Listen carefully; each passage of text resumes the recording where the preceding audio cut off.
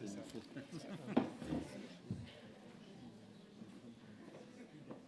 Mais là, tout le monde, on a pas le nom. Ouais, ça ouvre les sujets quand même. C'est toi.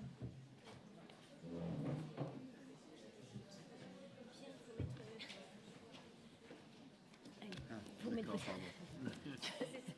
Ah, mais si j'avais. D'accord, je vais mettre devant. Ah,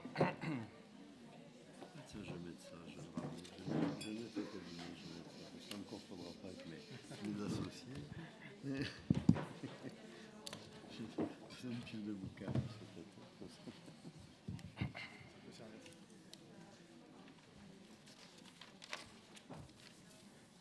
Il y a du monde, hein, c'est bien.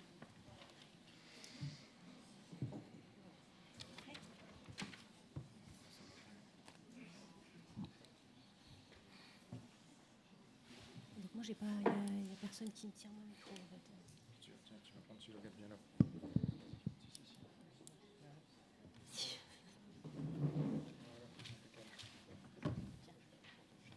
On va y arriver. Hein. C'est comme tourner manège.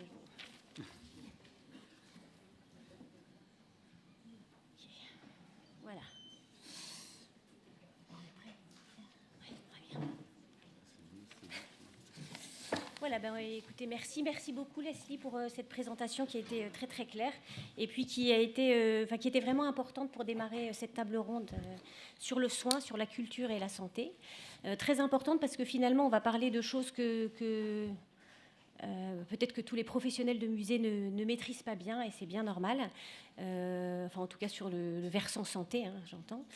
Et que c'était important de resituer un peu les choses et même de donner la définition, comme tu l'as fait Leslie, de la muséothérapie et de l'art-thérapie. Donc aujourd'hui, on est rassemblés pour... déjà peut-être pour revenir sur la problématique générale et sur la raison pour laquelle on a décidé de traiter de ce thème en particulier, puisqu'on était sur construire l'inclusion de nos musées et on a décidé d'axer, on aurait pu choisir un autre axe, mais on a décidé de parler de cet axe de culture et de santé. Peut-être parce que c'est finalement une approche universelle du public. Peut-être parce que si on doit commencer par définir les publics, quand on définit un public malade ou qui a besoin de soins, ben on peut tous rentrer dans la case, c'est assez facile. Puisque dans notre vie, au cours de notre vie, parfois dès la naissance, mais parfois plus tard, et bien on va être confronté à cette question du soin et à cette question de la maladie. Donc ben voilà, comme ça on part tous sur un point de départ. On est tous égaux en fait déjà. Bon après il ne faut pas aller dans les détails parce qu'il pourrait y avoir des nuances, mais en tout cas voilà. Donc on a rassemblé sur cette table. Alors avant de présenter les différentes personnes, je voudrais revenir aussi pour rebondir et faire le fil, peut-être le lien avec ce qui a été déjà dit ce matin à la table ronde numéro 1, puisque David Cascaro a parlé de la safe zone. Donc voilà, une zone dans laquelle on se sent bien. Donc ce musée que pouvait constituer cette zone dans laquelle on se sent bien, un lieu bienveillant, a-t-il dit, dans lequel on ne recevra pas d'agressivité. Donc, voilà. Bruno Girvaud a parlé d'oublier le mur pour le contenu et d'adapter ses contenus, de donner envie de franchir un obstacle. Et de retrouver, une fois qu'on a passé cet obstacle, un lieu dans lequel on se sentira de nouveau bien. Et puis Laurence Bertrand d'Orléac a appuyé sur l'idée que le musée devait rester un lieu de rêverie et de protection. Donc finalement, la première question qu'on aurait pu poser, on a été tenté, c'était de demander si, c'est la première question qu'on se pose quand on a un musée, c'est est-ce que le musée peut-il être un lieu de soins, un lieu de bien-être ? Donc finalement, moi je trouve qu'après la présentation de Leslie, on n'a même plus à se poser cette question-là. On peut déjà passer à la suivante, parce qu'elle a quand même démontré, elle n'a pas été la seule, elle s'est appuyée sur des études, elle nous l'a expliqué, 900 études qui ont été publiées par l'Organisation mondiale de la santé, et qui a tenté de prouver que justement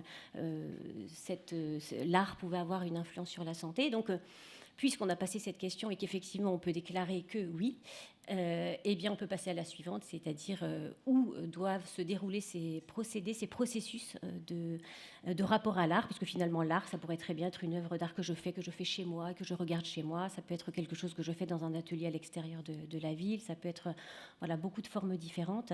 Et donc ici, on se pose la question du musée et du lieu, vraiment. Est-ce que le musée peut être un lieu dans lequel ce processus de soin, d'accompagnement du soin par l'art, peut se faire ? Voilà, donc pour répondre à cette question, il y en aura d'autres derrière. Je vais voir un peu parce que je suis un peu stressée en fait. Ça va aller mieux après parce que Pierre, il me détend toujours, il raconte toujours des blagues. Un petit cognac. Un petit cognac. Donc pour répondre à cette question, nous sommes plusieurs autour de la table. On a essayé de diversifier aussi les approches. Alors je vais commencer peut-être par ma gauche. Donc Christophe Couturier, qui est médecin-chef des urgences du centre hospitalier de Dunkerque et que l'on a invité pour cette raison-là, mais également parce qu'il est aujourd'hui chargé de mission à l'ARS, donc à l'Agence régionale de santé des Hauts-de-France. Bonjour Christophe. Bonjour. Pierre Lemarquis, alors que je présente, même si Leslie a déjà parlé un peu de vous, évidemment, et de vos livres. Vous êtes, est-ce que je peux commencer par pianiste ? Un peu. Il est modeste. Mais j'ai fait exprès de commencer par pianiste, mais vous êtes, voilà, peut-être avant tout pianiste, je dirais, parce que vous avez commencé par être pianiste avant d'être neurologue. Organiste. Organiste, comme Pierre de Lyon, d'ailleurs. Ça fait plus de bruit. Ouais. Organiste. Et puis ensuite, vous êtes devenu neurologue. Neurophysiologiste, diplômé également en médecine chinoise. Oui, c'est ça. J'ai habité pendant 10 ans dans l'hôpital de la Timone. Donc, quand vous habitez dans l'hôpital, que la fac est dans l'hôpital, l'après-midi, vous inscrivez à des diplômes. Donc, la médecine chinoise, c'était intéressant. Voilà. Notre approche, ça donne quand même une preuve d'une ouverture d'esprit, déjà, de curiosité. On en profite, c'est presque oui, voilà, c'était une chance, en fait. Donc vous êtes spécialiste des résonances de la musique et plus largement de l'art d'ailleurs sur nos circuits cognitifs et vous êtes notamment l'auteur, mais Leslie l'a cité tout à l'heure, de L'art qui guérit, qui avait été préfacé par Boris Cyrulnik. Je le dis pas bien, alors je vais vite. Et puis enfin, vous êtes président de l'association L'Invitation à la beauté avec Laure Mailloux, dont vous parlerez peut-être tout à l'heure. Voilà. Et on reviendra sur l'intitulé de votre livre. Nous, on parle de soins et vous parlez de guérison. Donc, on va encore plus loin avec Pierre Lemarquis. Ensuite, Guillaume Desanges. Hop, je reprends ma bonne petite fiche. Je fais des méli-mélos. Voilà. Vous êtes critique d'art et curateur. On a vu plusieurs de vos expositions.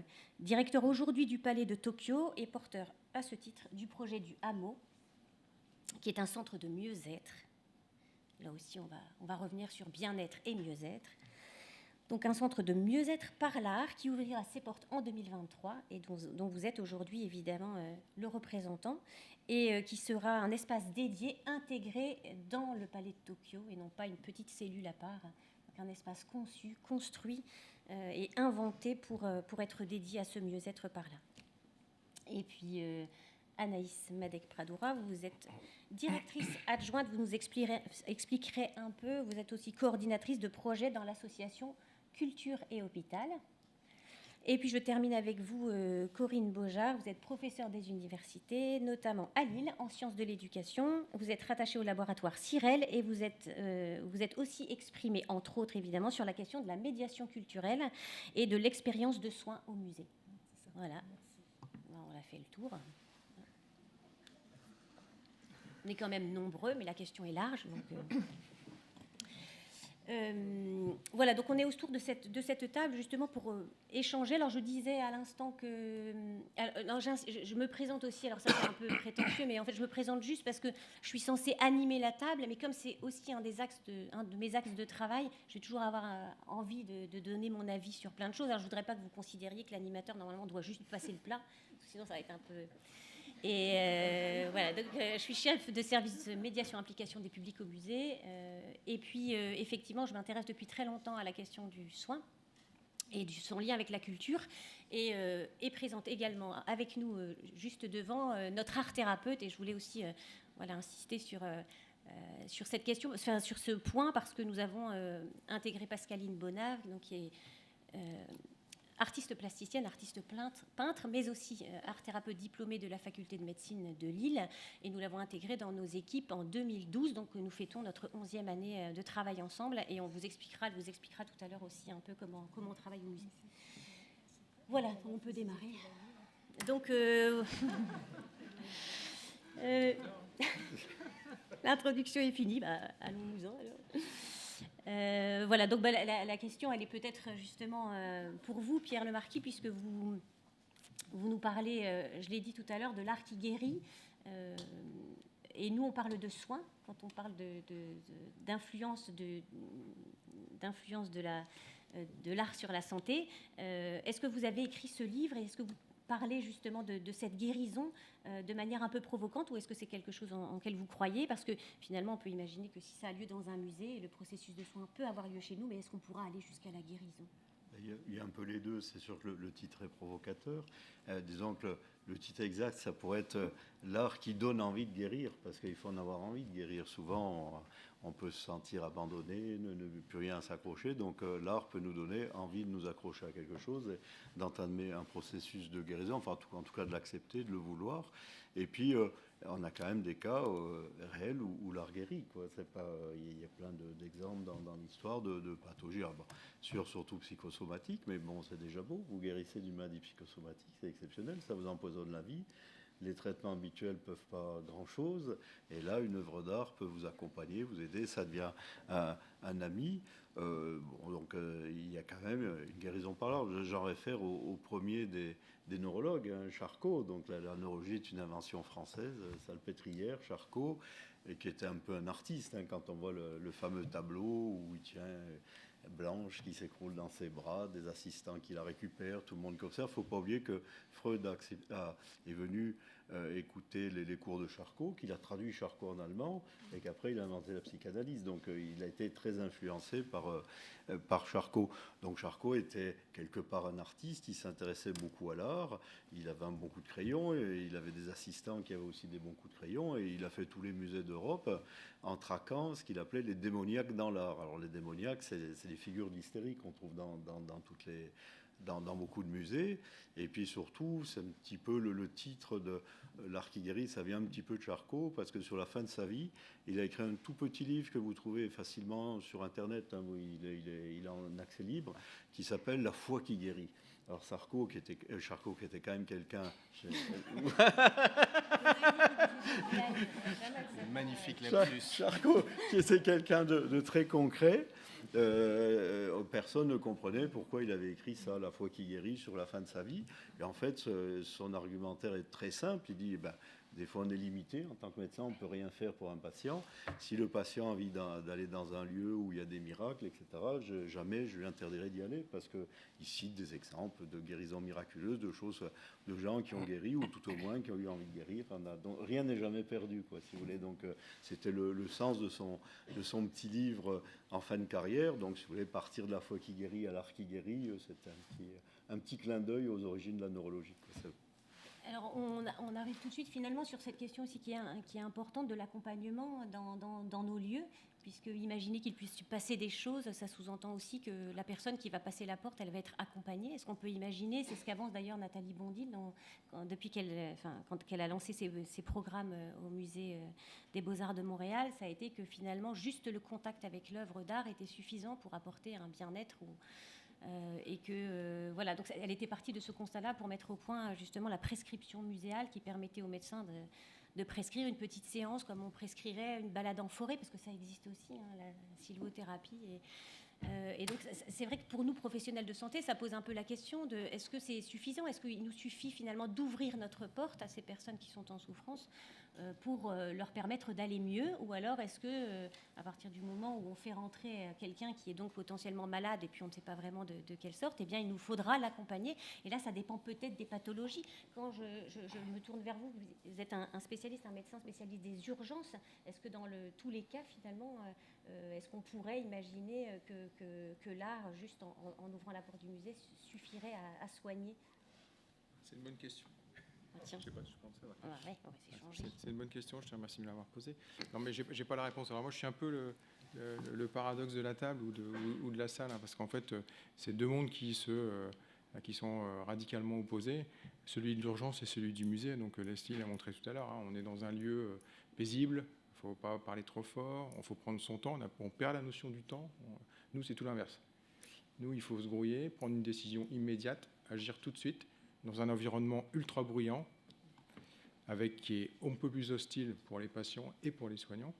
Et là, on se dit, est-ce que c'est compatible? Est-ce qu'il y a une possibilité d'introduire une sorte d'art, de culture qui permettrait dès la prise en charge aux urgences, encore une fois dans un univers totalement hostile, d'améliorer peut-être une situation, alors pas tout de suite, mais a posteriori. C'est comme le traitement de la douleur. Plus on traite tôt une douleur aiguë, moins il y a de douleur chronique. Ça a été archi démontré. Alors est-ce qu'avec un modèle qu'il faut inventer, parce que rien n'existe dans le monde des urgences, il n'y a pas tout ça.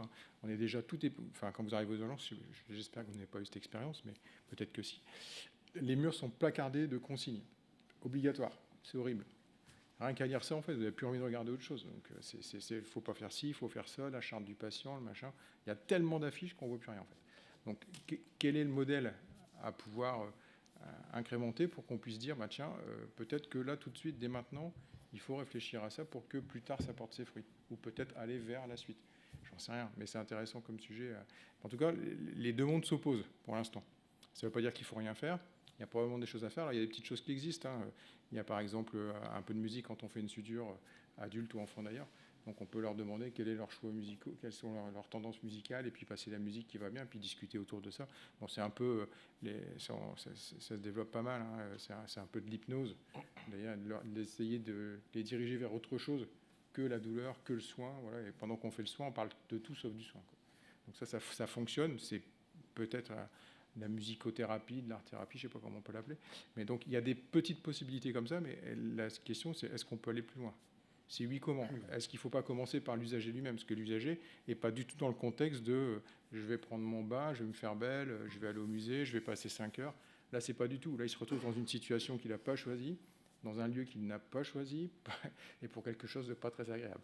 Donc, comment on peut, là-dedans, aller mettre un peu de musique, d'art, de peinture, de je ne sais quoi. Donc ça, c'est la première des réflexions qui est la mienne. Et puis et la seconde, c'est qu'on est, vous le savez, les journaux, la télé, il y a une démographie de soignants, qu'ils soient médecins ou infirmiers ou aides-soignants, critiques, ce qui fait qu'on a tout juste le temps pour les soins.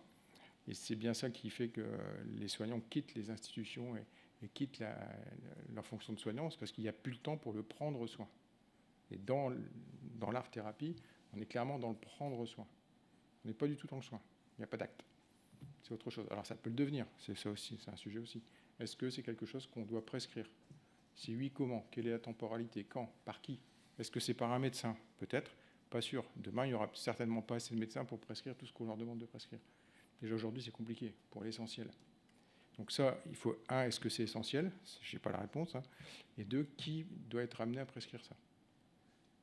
Et dans quelle temporalité ? Donc, ce que je disais, c'est qu'il y a une telle tension sur la démographie de soignants qu'on a tout juste le temps pour le soin. Et puis, en plus, on a une tendance de ce fait-là à raccourcir les séjours dans les lieux de soins. C'est-à-dire qu'avant, vous avez une douleur abdominale, on se dit, oh, peut-être il a appendicite, vous passez 8-10 jours à l'hôpital. C'est ça, il y a 15 ans. Maintenant, vous passez une journée, voire une demi. Donc, on est dans la démarche ambulatoire maximale. Parce que les capacitaires sont réduits, parce qu'il n'y a pas assez de monde pour surveiller les gens la nuit, etc., pour plein de bonnes et de moins bonnes raisons. Mais en tout cas, on est dans une démarche il faut aller vite. Et le patient nous le demande. C'est là où est le paradoxe absolu, c'est qu'on pourrait penser de dire, je le dis à chaque garde, bon, on ne va pas vous garder, vous allez revenir. Oui, yes, ils sont contents. Alors qu'avant, on aurait dit, bon, vous avez mal au ventre, vous avez 39 de fièvre, c'est pas bien grave, rentrez chez vous, on verra demain. Ils nous auraient fait un sketch, c'était pas possible. Donc maintenant, même l'usager est dans cette dynamique-là de dire tout de suite, c'est l'immédiateté en fait. Est-ce que c'est compatible avec ce dont on parle ? Voilà, je n'ai pas la réponse. Il y a un bel article récent qui vient de sortir qui montre que les chirurgiens font les sutures plus vite en musique. Donc sûr. pour les urgences, un peu de musique, il faut le mettre aux ARS. C'est prouvé. Ça pose aussi la question du soin aux soins aux soignants. C'est intéressant. Et ce que je retiens aussi, c'est la prolongation du soin, puisque les soins sont de plus en plus rapides, et de pouvoir pérenniser les soins, ou en tout cas les prolonger dans des lieux extérieurs et potentiellement dans des lieux, puisqu'on sent que dans les ateliers d'art-thérapie notamment, il y a des gens qui ont besoin, qui sont sortis trop vite et qui sont justement dans un état de souffrance, et que cet accueil dans un musée bienveillant ou dans un musée dans lequel ils pourraient être accompagnés en art-thérapie permet justement de continuer à aller mieux. J'avais envie de donner la parole à Madame Beaujard, qui a travaillé justement sur cette question aussi du lien entre la médiation et la question du soin. Merci Juliette. Tout d'abord, je voudrais commencer par des remerciements. Remercier également Juliette Barthélémy pour son invitation. Merci à vous et l'animation de cette table ronde. Et puis, je voulais partir sur une image du buffet, l'œuvre qui s'intitule L'accueillante du buffet, l'hôpital des enfants malades, qui est un symbole à la vie, des liens entre les êtres. Cet artiste qui est décédé en 1985 nous montre à quel point le contact aux œuvres d'art améliore le bien-être, la santé physique et mentale. Et aussi, ce qui est intéressant, et c'est pour rebondir à la table précédente, sur l'élitisme des formes culturelles, puisque moi je parle du point de vue des sciences de l'éducation, où effectivement l'élitisme va évidemment être un concept qui est largement travaillé dans notre laboratoire. Alors on sait évidemment que le musée est un espace de formation et d'apprentissage, mais pas seulement, puisqu'il est devenu aujourd'hui une référence de l'institution culturelle, un espace où on prend soin des personnes âgées, des situations de handicap, de souffrance physique, un espace finalement où on permet d'échapper aux contingences du monde. Je reprends donc l'art brut du buffet, surtout son musée que peut-être que vous connaissez, à Lausanne, où effectivement il n'expose que des œuvres d'art des personnes atteintes de maladies psychiatriques, ainsi que le musée d'histoire d'art de l'hôpital Sainte-Anne, qui expose également des œuvres des personnes, des patients hospitalisés. Alors on sait que de nouveaux partenariats ont été conclus entre les hôpitaux et les musées, et puis il s'agit d'introduire je voudrais citer quand même quelques recherches qui ont été menées au sein de notre laboratoire. Une longue vie ne garantit pas une qualité de vie. Une vie dévalorisée produit une vie heurtée. Et donc Fassin, en 2020, donc effectivement, et on sait que la valeur de la vie qui opère dans le monde social, cet anthropologue de la santé nous rappelle que finalement, au fond, c'est toujours à l'individu qu'il faut se référer. Donc, la discussion est donc ouverte et je rappelle que l'art retrouve la vie lorsque le soin est humaniste. Et je rappelle également les propos de Cynthia Fleury, peut-être que parmi vous, certains la connaissent. La visite est une transition, un entre-deux à mi-chemin entre le monde interne et le monde externe, entre l'hôpital et le musée, la reconnaissance d'un espace social des personnes en souffrance qui tend à affirmer une nouvelle appréhension de leur dignité, à transformer les discours tenus à leur égard. Ainsi, le patient, ça a été rappelé par notre collègue tout à l'heure, peut lui-même être acteur de quelque chose, ne plus être tenu dans une situation passive d'un malade subissant des soins, parce que ce qui est espéré est qu'au fond, en se remettant en mouvement, en s'éloignant du contexte médical, il reprenne sa vie en main et sa capacité d'agir. Ainsi, donc, la question de cette table ronde, et vous l'avez évoqué, c'est au fond la question, mais comment les musées pensent la vieillesse ? Comment les musées pensent la souffrance ?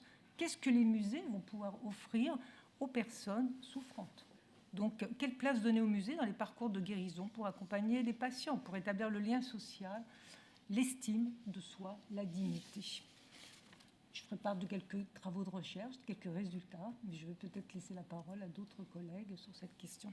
Oui, peut-être Guillaume Desanges, puisque vous avez un espace qui est dédié, et ce n'est pas le cas de tous nos musées. On a parlé du musée des Beaux-Arts de Montréal, qui possède un lieu qui est appelé la Ruche, dans lequel se trouve un art thérapeute pour accompagner. Comme je le disais tout à l'heure, il n'est pas juste question d'accueillir, mais ensuite d'accompagner. Comment est-ce qu'on peut, en tant que professionnel de musée, accompagner alors qu'on n'a pas cette formation initiale. Et vous, donc, au Palais de Tokyo, vous êtes en train de préparer un espace qui porte ce nom de hameau. Déjà, rien que le mot, c'est intéressant, ce mot hameau. Est-ce que vous pouvez nous expliquer un peu ce que vous apprêtez à... En fait, avant d'expliquer, je voulais juste réagir à ce qui a été dit, parce que je voulais dire à M. Couturier qu'il n'est pas le seul élément paradoxal. Moi, je suis aussi un élément paradoxal à cette table, parce que ce que vous racontez sur les urgences, ça me rappelle pas mal certains musées que je connais, en fait. Parler d'urgence. Moi, j'ai eu des expériences ces dernières années dans les musées où il y a une foule dingue. On n'a pas le droit de prendre de photographies. On est contrôlé à l'entrée. On rentre dans un musée. Il y a des... Alors, vous parlez de consignes. Il y a des interdictions partout, au moins autant qu'à l'hôpital.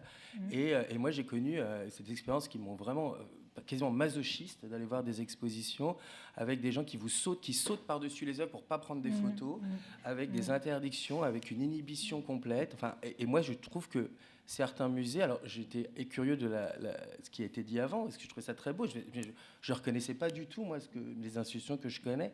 Pour moi, le musée, certains musées en tout cas, c'est tout sauf des safe places. C'est presque l'inverse. C'est aussi des lieux de différenciation culturelle. C'est des lieux... voilà. Enfin, moi, je suis parti de là, en fait.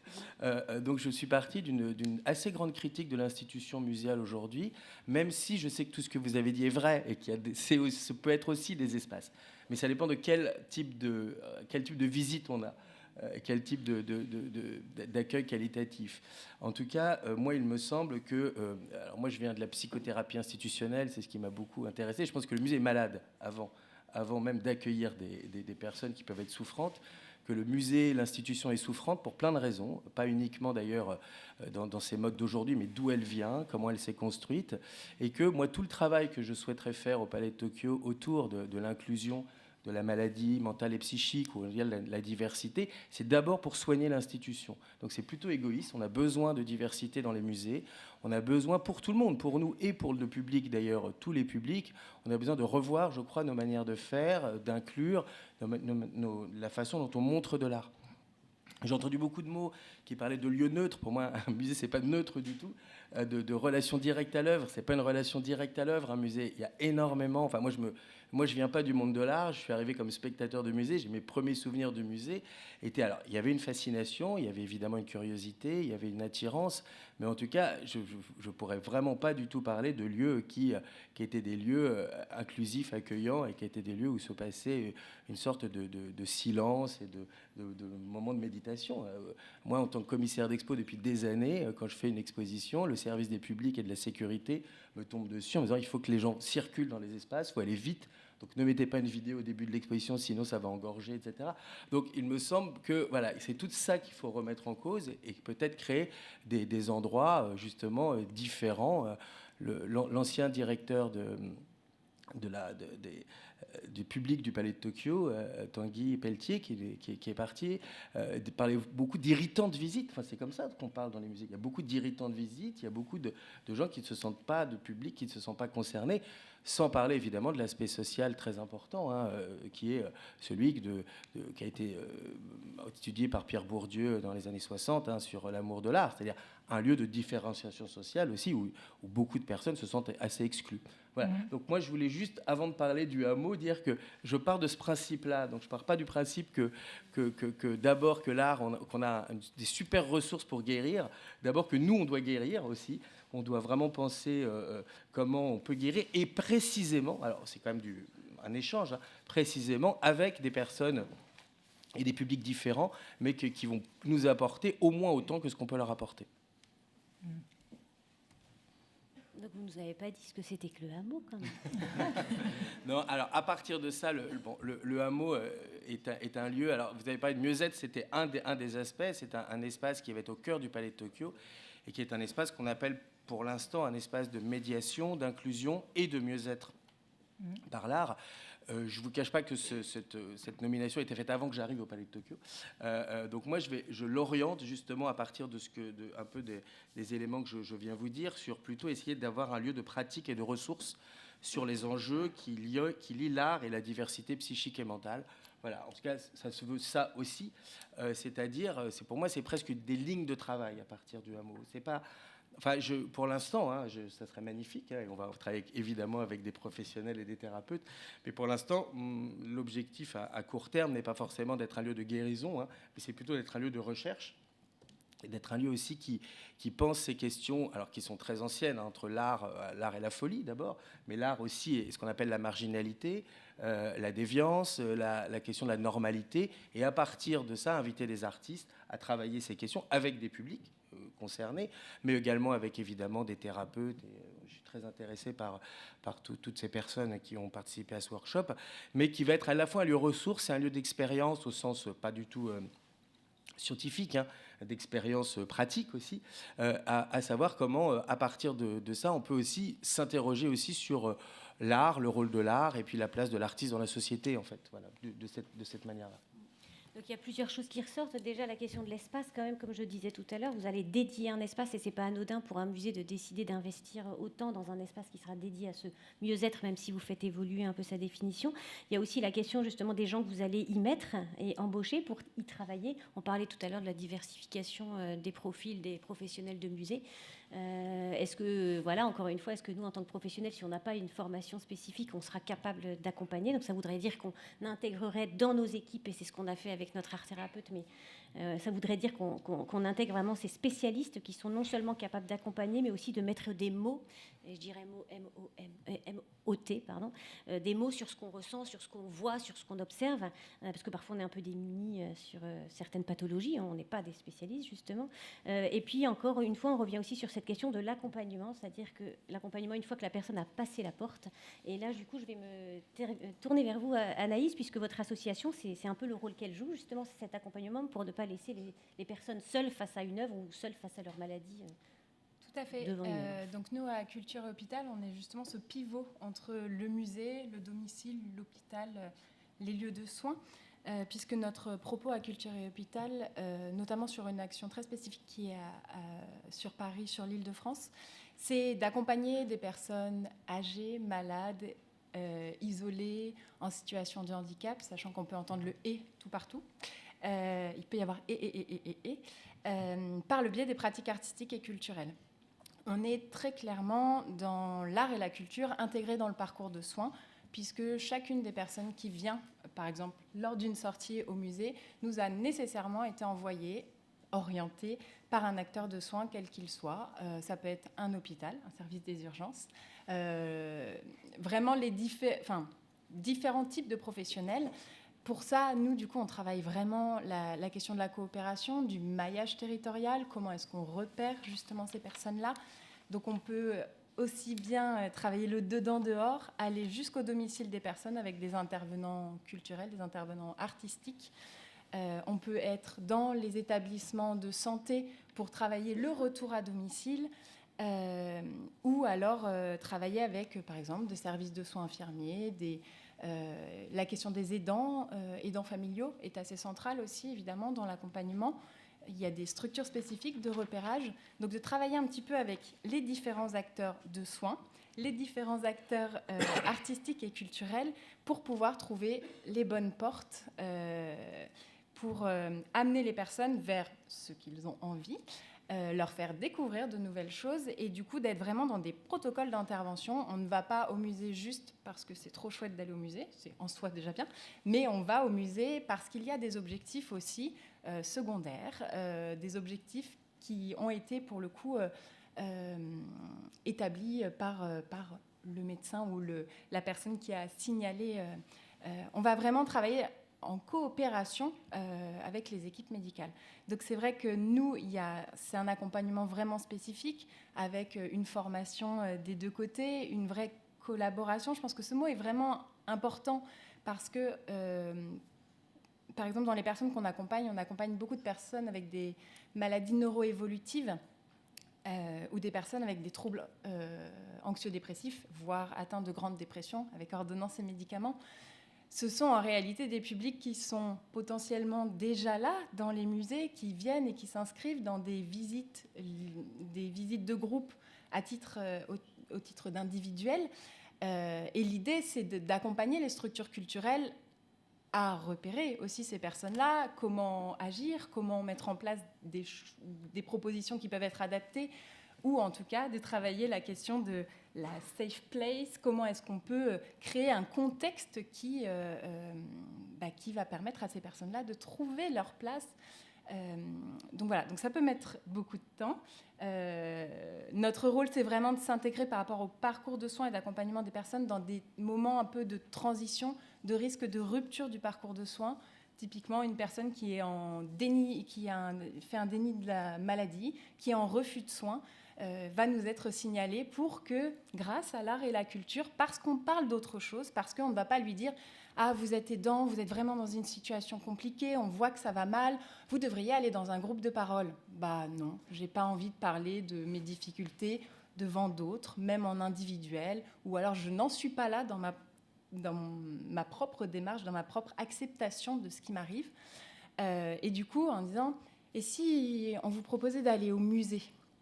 Mais quand on va au musée, il se passe tellement de choses, parce qu'on se rencontre, parce qu'on échange, parce que de façon informelle, on entend les autres parler d'autres choses, et parce que sur place est aussi présent un acteur de soins en plus de l'équipe de l'association pour pouvoir récupérer ces informations et en faire quelque chose. Parce que l'idée, c'est pas juste d'aller au musée parce que c'est chouette, encore une fois, c'est déjà bien.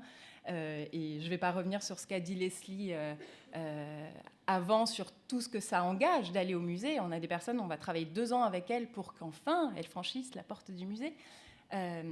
Mais une fois qu'elles ont franchi cette porte du musée, c'est tout le monde du soin qui, derrière, va pouvoir reproposer des choses, à dire « Ah, ça y est, cette personne, elle a accepté de faire une sortie, mais je vais peut-être pouvoir lui reproposer d'aller dans le groupe de telle ou telle proposition côté soins, côté accompagnement. » C'est vraiment cet art et cette culture. Alors là, on parle musée, mais nous, on est sur des médiations très différentes aussi. Et je pense que ce qui est important aussi, c'est la question... Ça fait souvent rire, je parle énormément de portes et de fenêtres, mais parce que pour moi, c'est ça l'art et la culture. C'est parce qu'il y en a pour qui ça sera la musique, il y en a pour qui ce sera l'art contemporain, il y en a pour qui ce sera le musée, la galerie, etc. Et justement, nous, on travaille la question du territoire en étant aussi bien présent et en emmenant les personnes au conservatoire ou dans les grands musées parisiens, mais tout le monde n'est pas prêt à franchir la porte du Palais de Tokyo comme une première étape, par exemple. Pas encore. Non, mais il y en a... Et pas moins exclusif que les autres. Non, et il y en a pour qui, parce qu'il y a marqué Palais de Tokyo, ils vont franchir la barrière de se dire « j'y vais ». Et ça, en fait, c'est propre à chacun, et c'est important de garder aussi cet esprit de... Parce qu'on va parler de handicap, de maladie ou autre, en fait, on parle d'individus et qu'on a tous des aspirations, des envies, et qu'on a tous ces propres déclics qui vont venir.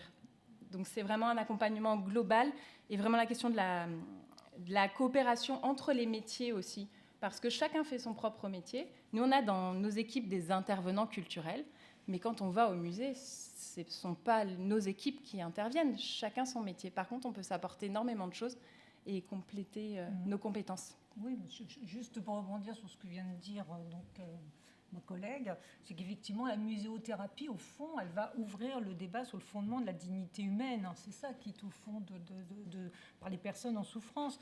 Et aussi de l'idée de regarder, de changer le regard sur les personnes vulnérables. C'est ça aussi qui est au fond de la muséothérapie, il me semble, qui est important. C'est-à-dire pour se ranger du côté des regardeurs de l'œuvre, donc au sens de Jean Moison, par exemple, afin de redonner la place à l'altérité. Donc, et là, évidemment, je rejoins tout à fait les propos du Buffet, qui s'éloignait donc de toute indexation de l'art à un handicap, quel qu'il soit. C'est quand même ça qui est derrière, il me semble important, puisque ça devient évidemment un formidable espace de recherche pour tout ce qui sera fait avec les soignants, les médecins, vous l'avez dit, les médiateurs, les responsables de musées, mais aussi les aidants familiaux qu'on oublie souvent, à qui on a retrouvé une certaine dignité, puisqu'il y a un texte de loi qui est sorti il n'y a pas très longtemps pour reconnaître effectivement leur place dans la société. Je crois que c'est aussi ça qui est derrière toutes ces discussions qu'on est en train de mener. Donc voilà. Et puis au fond, pour rebondir un petit peu, compléter ce que viennent de dire mes collègues, le soin est un humanisme. Et je reprends Cynthia Fleury, que vous connaissez, qui intervient souvent à l'hôpital Sainte-Anne, qui est une philosophe. Quand la civilisation n'est pas soin, elle n'est rien, nous dit-elle. Donc je vous invite vraiment à vous plonger dans ces écrits et de reprendre un petit peu. Et je crois que la muséothérapie s'inscrit complètement au cœur même de la dignité humaine et effectivement de la reconnaissance des différences donc dans notre société, de l'acceptation aussi des différences. C'est ça quand même qui est derrière, il me semble. Voilà. Et puis après, si j'ai le temps, je proposerai quelques résultats que j'ai obtenus dans les différentes recherches qu'on a menées au sein du laboratoire. Donc on sent bien aussi la difficulté à la fois de voir, analyser en tout cas, nommer une maladie ou une pathologie et la nécessité quand on passe la porte du musée de l'effacer pour que ce ne soit plus finalement... Pascaline, tu dis souvent que le patient devient un visiteur quand il rentre quand ils passent la porte du musée. Et c'est aussi ce positionnement du musée par rapport à cette maladie. Quand on se pose la question de savoir si on est un lieu de soins, c'est aussi est-ce qu'on doit porter cette étiquette ou alors est-ce qu'on peut ne pas la porter et en même temps être en capacité d'accueillir des gens qui sont en grande souffrance. Est-ce que je peux justement te passer la parole, Pascaline, juste pour que tu nous expliques ce que nous disons, c'est cool. Pour que tu nous expliques les différents types d'accompagnement qu'on peut proposer. Voilà. Bonjour. Déjà, c'est la première fois que je parle dans un micro. Donc, alors effectivement, nous avons commencé cette belle aventure en 2012, donc bien avant tout le monde, on peut le dire. C'est pour se détendre, je dis ça.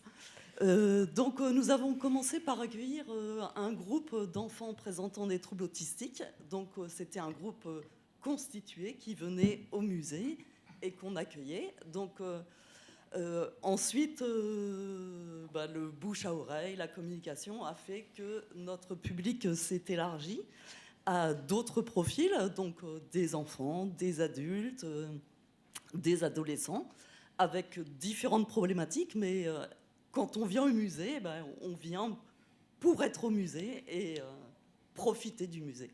Donc, mon travail consiste à déjà accueillir les personnes. Donc, c'est toujours ce moment important. Ils se sentent accueillis. On leur remet un billet d'entrée. Alors, pour les enfants, c'est avoir l'image avant d'avoir fait quoi que ce soit.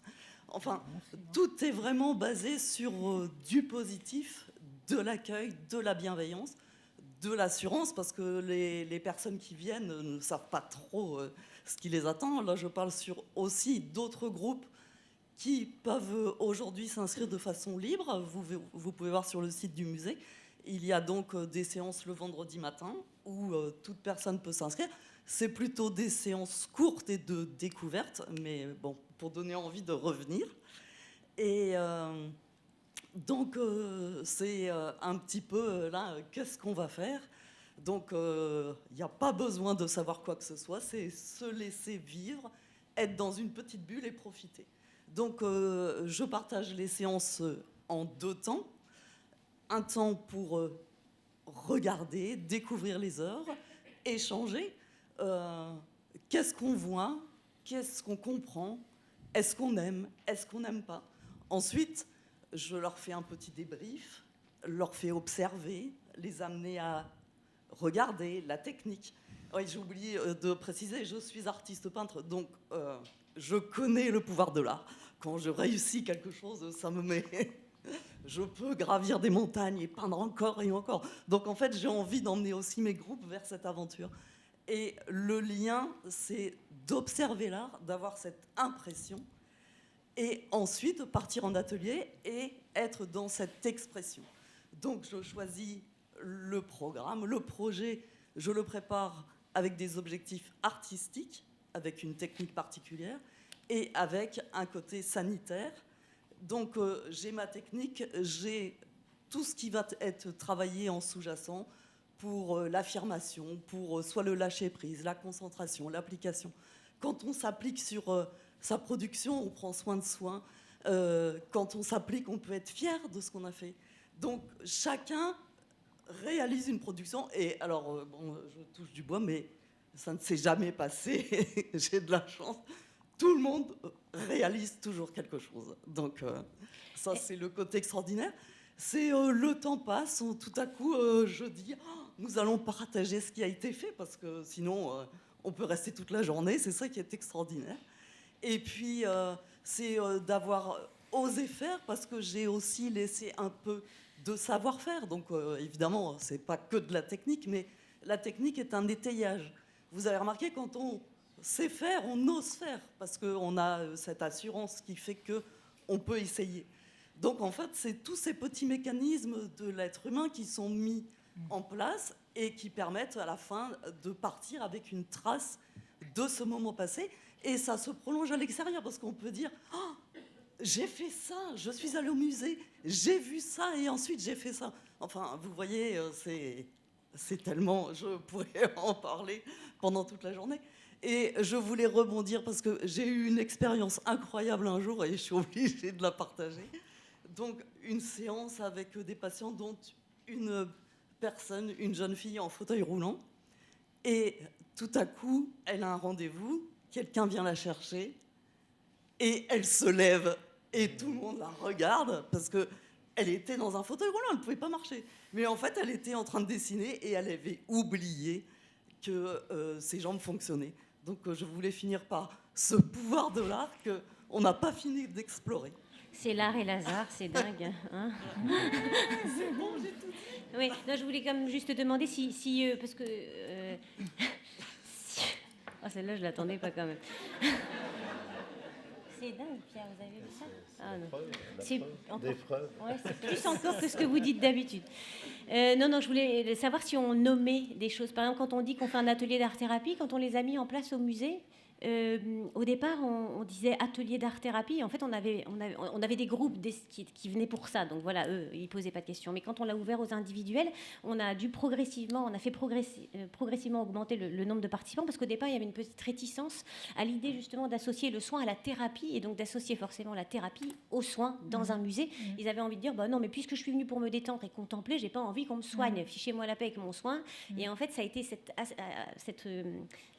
qui était intéressant, ça a été cette progression vers une acceptation qu'on pouvait se soigner par l'art. Mais ça a été progressif et aujourd'hui, on a beaucoup de monde qui participe à ces ateliers. Moi, je voulais juste savoir si le nom des maladies était prononcé. Ça veut dire que là aussi, on se dit, je vais faire un atelier d'art-thérapie ou je vais faire de la muséothérapie. Mais alors, on va me dire, vous avez une étiquette, vous êtes malade, voilà. Donc, asseyez-vous là. Et puis, vous avez quoi d'ailleurs? On n'est pas dans un milieu médical, donc on ne pose pas ces questions. Jamais on ne prononce le nom des maladies. Et je pense que peuvent en témoigner aussi peut-être les gens qui participent à ces ateliers, c'est que finalement, l'échange, la discussion, et si je parle de moi et si je parle de ma maladie, c'est parce que j'en ai envie à un moment donné avec quelqu'un qui participe à l'atelier avec moi. Mais il n'y a aucune obligation de s'inscrire parce qu'on est malade. Ça, c'est aussi la particularité. Je ne parle pas des groupes, encore une fois, qui sont suivis, donc type GAPAS, des IME, etc., qui vont venir vraiment pour des objectifs précis. Mais en général, on ne prononce pas ces pathologies. Alors, comme d'habitude, tu me poses plein de questions et du coup, je dois tout retenir. Alors, il y a effectivement différents groupes. Il y a des groupes tout constitués qui viennent, par exemple, du domaine de la psychiatrie, d'autres des adolescents déscolarisés, des adultes en grande souffrance, etc. Donc là, ce sont des groupes assez homogènes où je peux constituer des projets adaptés, etc. Pour les groupes d'inscription libre, donc effectivement, le vendredi matin, ce sont des groupes qui changent tout le temps. Je ne connais jamais à l'avance les personnes qui vont s'inscrire. Donc, ce sont des nouveaux groupes chaque vendredi. Donc, je les accueille. Ce sont des nouvelles personnes. Donc, je déborde de créativité pour ne jamais faire 2 fois le même projet, parce que pour le peu qu'une personne revienne et que je fasse la même chose, ça serait foutu. Donc, là, je les rassure en disant qu'il n'y aura pas d'évaluation, qu'ils sont propriétaires de leur production, qu'il n'y a pas d'analyse des productions, qu'il n'y a pas de notes. Puis après, bon, j'aime bien toujours intégrer un petit peu d'humour pour détendre, donc ça passe très bien. Ensuite, il y a effectivement un groupe du mardi soir où là, les inscriptions se font au trimestre et il y a une dynamique de groupe qui s'installe et les personnes font connaissance. Bon, je les embête un petit peu pour qu'elles se mélangent, pour pas qu'il n'y ait que des duos, mais plus vraiment un groupe. Et puis, voilà, parfois, des personnes se confient, et puis les autres sont dans le soutien, il y a de l'écoute, il y a une cohérence, une cohésion de groupe, et on avance différemment, parce qu'on a tout un trimestre pour aborder différentes problématiques et différents projets. Après, on verra justement comment on peut faire quand on est un musée et qu'on n'a pas d'art-thérapeute, quand même, parce que... mais juste pour...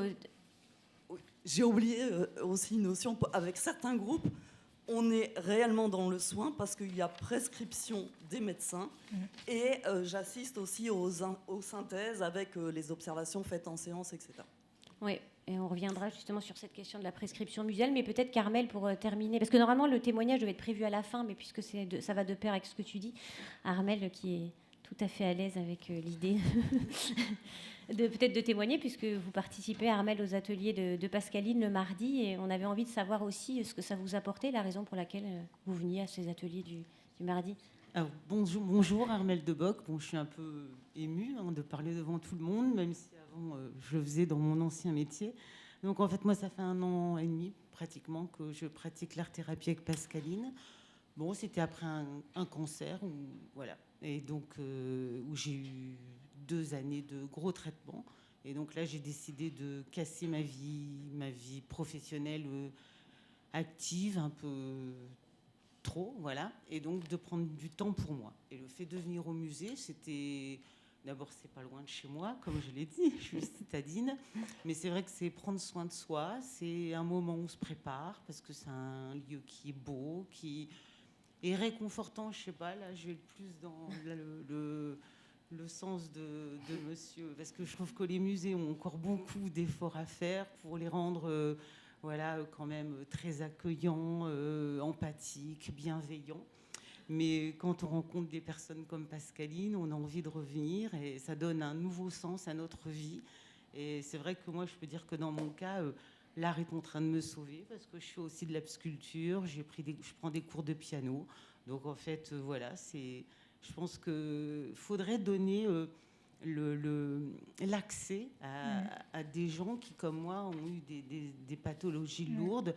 Et je trouve que l'accès n'est pas encore assez ouvert. Moi, je viens d'un environnement certainement plus auquel j'avais accès déjà avant à tout ça. Donc, ça a été beaucoup plus facile. Mais quand j'étais à l'hôpital et que je voyais des gens en grande souffrance qui n'avaient pas accès à tous ces lieux pour se sauver, pour s'extraire de la maladie, j'étais en souffrance pour eux. Voilà.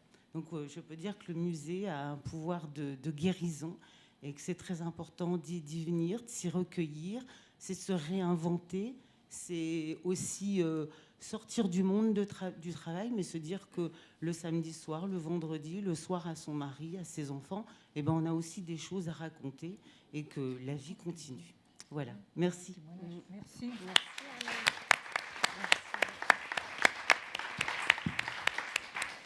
Merci beaucoup, Armelle. Donc la question aussi que je disais juste avant, c'est-à-dire que puisqu'on a la chance d'avoir un art-thérapeute, on est très gâté, mais qu'est-ce qu'on fait quand on est une structure, une plus petite structure ou même une grande structure dans laquelle il n'est pas forcément accepté, que cette idée d'apporter du soin du musée ou d'accompagner au soin dans un musée n'est pas encore acceptée. Est-ce qu'on peut imaginer justement des collaborations, enfin ces projets ne sont jamais montés sans des professionnels de santé. Et là aussi, c'était pour rassurer, peut-être qu'il faut rassurer à la fois les professionnels de santé, mais aussi les professionnels des musées sur ce positionnement du musée. Il n'est jamais question d'usurper l'identité de l'un et de l'autre et de prendre la place du médecin ou de prendre la place du musée, mais bien de travailler ensemble à la mise en place d'un projet et de pouvoir s'appuyer chacun sur les compétences de l'autre. Est-ce que c'est ce que vous faites, Pierre, quand vous montez un projet Non, là, vous me faites penser à l'Ecclésio. Hein. Un jour, on saura peut-être qu'il n'y a pas d'art, mais seulement de la médecine. Donc, vous êtes vous aussi des thérapeutes. Hein, c'est pas... Alors, quand vous dites ouvrez les portes du musée, quand vous ouvrez les portes du musée, qui que ce soit, vous ouvrez les portes de la cage dans laquelle on est tous plus ou moins. Nous sommes tous dans des cages, d'autant plus si on a une maladie. Donc, ouvrir la porte du musée, c'est ouvrir la porte de la cage dans laquelle on est. Donc, ça permet d'avoir une vision plus large, de monter au-dessus de la montagne, et quand vous êtes en haut de la montagne, vos soucis paraissent plus petits, quoi. Donc c'est déjà une bonne chose. Bon, après, s'il y a un accompagnement, déjà il faut que vous rassuriez, parce que les gens ont peur. Après, que vous informiez si les gens veulent savoir quelque chose. Et à ce moment-là, les gens se rendent compte qu'ils existent. Moi, j'ai fait des petites expériences comme ça avec des patients Alzheimer, vous savez, donc simplement ils triaient des photos qu'avaient trié des gens qui n'étaient pas Alzheimer, puis c'était l'enquête d'un gros magazine, je sais pas, ça s'appelle Beaux-Arts, on peut le dire.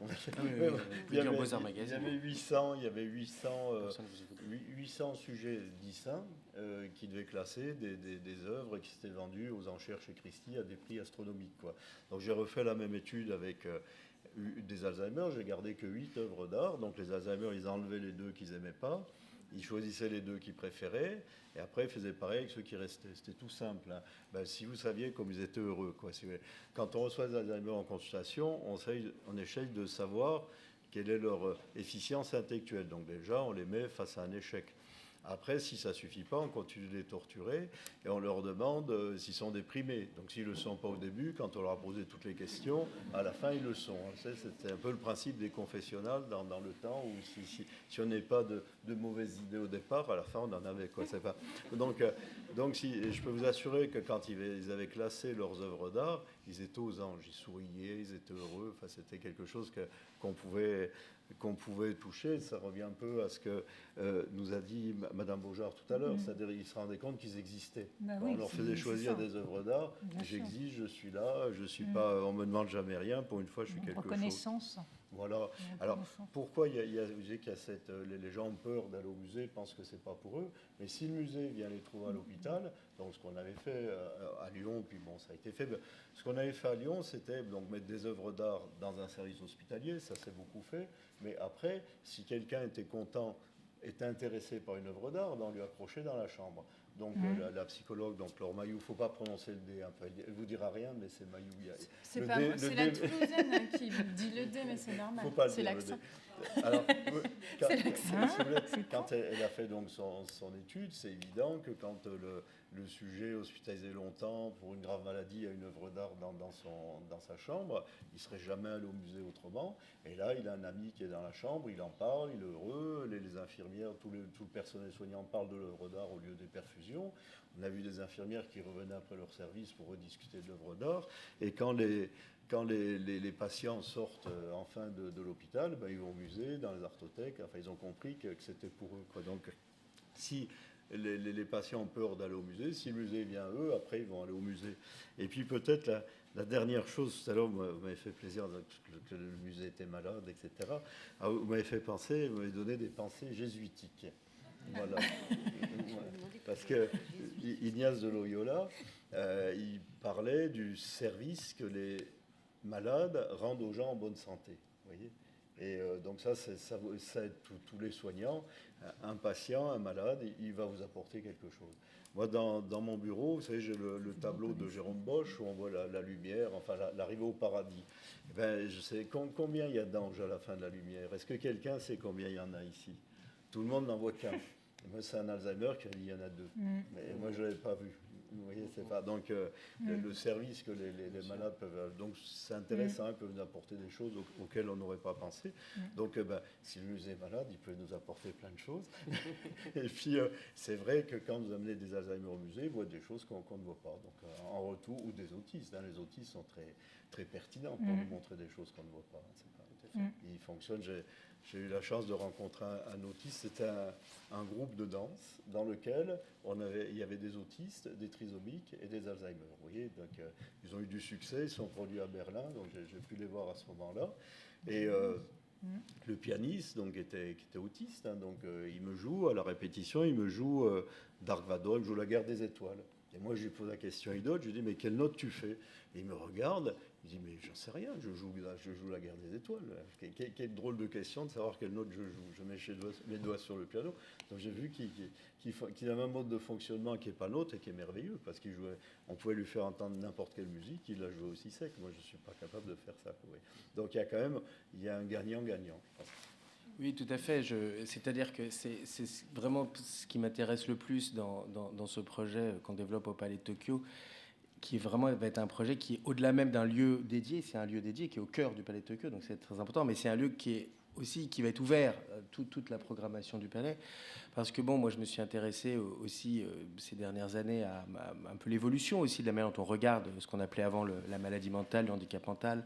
On parle aujourd'hui de diversité, on parle d'intelligence différente. On parle de relations différentes, de sensibilité au monde, etc. Alors, il y a de la souffrance, il y a des pathologies qu'il ne faut pas nier et avec lesquelles je suis ravi. On est ravi en tant qu'institution publique, en tant qu'institution culturelle, évidemment, de participer au mieux-être.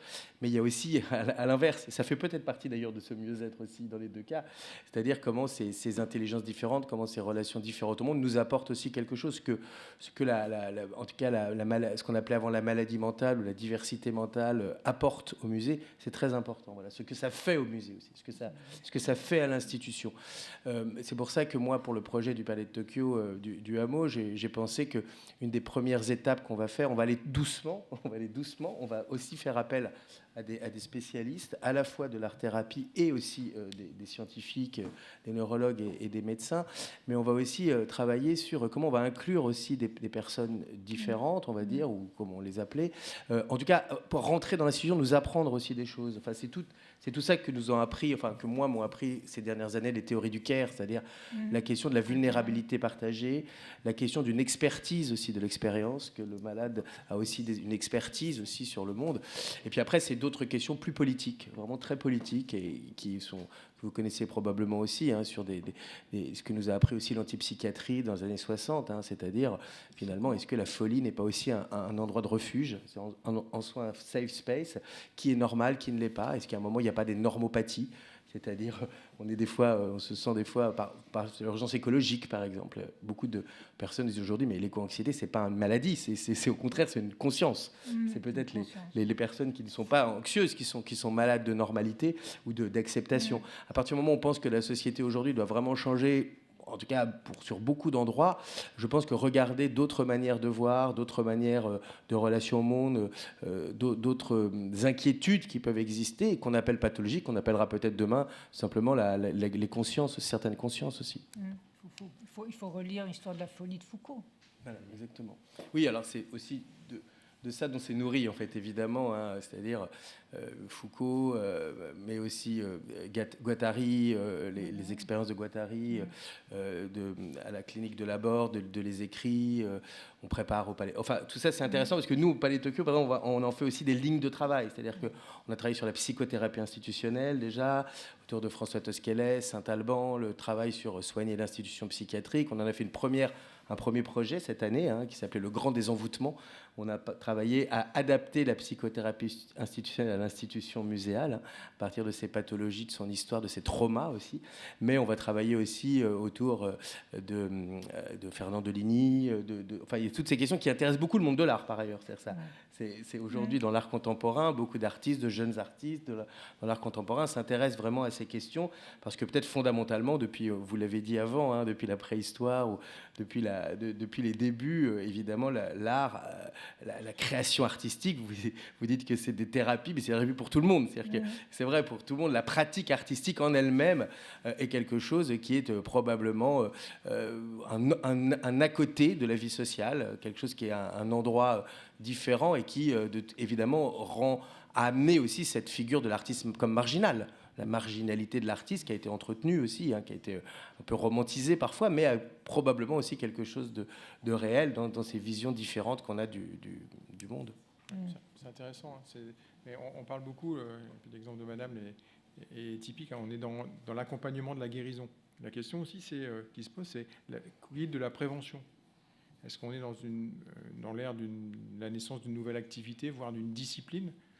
On peut l'appeler comme on veut, mais en fait, voilà, la démarche que vous faites, vous, moi, si tant est que je ne sois pas malade, toucher du bois, c'est d'aller au musée parce que voilà, on se fait plaisir.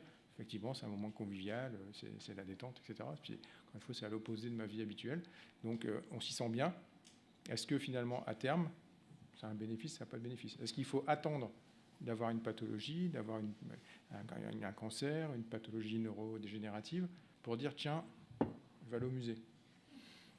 Peut-être qu'on pourrait voir ça. Alors ça, on peut faire peut-être que l'ensemble de mes collègues là, qui travaillent dans des musées, peut-être qu'ils seront jamais malades, ils n'auront jamais de pathologie neurodégénérative. C'est intéressant à savoir. Je ne sais pas. Mais il y a quelque chose aussi de l'ordre de la prévention qui n'est pas abordé. Et on est, d'une façon générale, actuellement en médecine, on a été longtemps dans l'ère du soin de la guérison et de la prise en charge des maladies. Et là, le gouvernement et puis tous les gens qui travaillent dans les ARS et dont je fais partie, on est sur l'ère de la prévention, là. Beaucoup. Donc peut-être qu'il y a aussi une place pour ça. Pour l'Alzheimer, tu as un côté préventif, parce que là, la seule grande découverte qu'on ait fait sur l'Alzheimer, il y a peut-être 1 ou 2 traitements qui vont arriver prochainement, donc ne soyons pas totalement pessimistes, mais la seule grande découverte qu'on avait fait, c'est que pour retarder la maladie et qu'on la voit moins, en préventif, il fallait avoir une vie sociale et une vie culturelle développée. C'est ça, c'est éprouvé sur des milliers de personnes, c'est l'étude PACUID. Donc Ça a été, si vous voulez pas voir l'Alzheimer, enfin en tout cas si vous voulez qu'il apparaisse plus tard et qu'il se Venez au voit pas, Palais de Tokyo. voilà, venez écouter des conférences, vous créez une petite réserve cognitive dans laquelle vous allez puiser quand la maladie commencera, donc si ça vous empêchera pas de la voir, mais on la verra pas, elle arrivera plus tard. Donc une fois que vous êtes dedans, c'est bien aussi, mais en prévention, c'est bien. Mais oui, alors là, alors là, on touche des sujets que j'avais pas pensé toucher là, mais c'est très intéressant ce côté de la prévention. Alors, moi, si je prends juste, Madame a parlé de son cas personnel, je vais parler aussi du mien. Il se trouve que je suis allé voir une psychanalyste il y a quelques années pour 5 séances pour travailler sur ma relation à l'art contemporain. Et dans le but de faire une conférence, donc je me suis enregistré discrètement. Et donc, c'était pas tout à fait une vraie analyse, mais néanmoins, on a dit des choses quand même assez intéressantes. Et je parlais beaucoup de comment l'art contemporain que j'avais découvert un peu j'avais pas fait d'études d'histoire de l'art et j'étais pas dans un milieu particulièrement culturel ni artistique. Et donc, je racontais comment, finalement, l'art contemporain avait été, peut-être pour moi, ce qui m'avait permis aussi de me sauver, alors de sauver ma vie, émancipation intellectuelle, politique et tout ça, mais aussi peut-être psychique, au sens où j'avais été au laboratoire de l'incertitude et que face à l'absurdité du monde, j'avais été confronté aux champions du monde de l'absurdité, certains artistes, notamment dans l'art moderne et l'art contemporain, qui m'avaient accoutumé quand même à la question de ne pas comprendre, par exemple. Ça, c'est assez intéressant parce que c'est pas qu'une vue de l'esprit. Je crois vraiment que face à des moments très bouleversants de la vie qu'on connaît tous et toutes, il m'avait semblé, moi, qu'à un moment, j'avais été comme un peu habitué à pouvoir vivre des expériences sans maîtriser beaucoup les tenants, les aboutissants, avec un principe aussi d'inconnaissance totale, par exemple. Et ça, je le dois à l'art, je pense.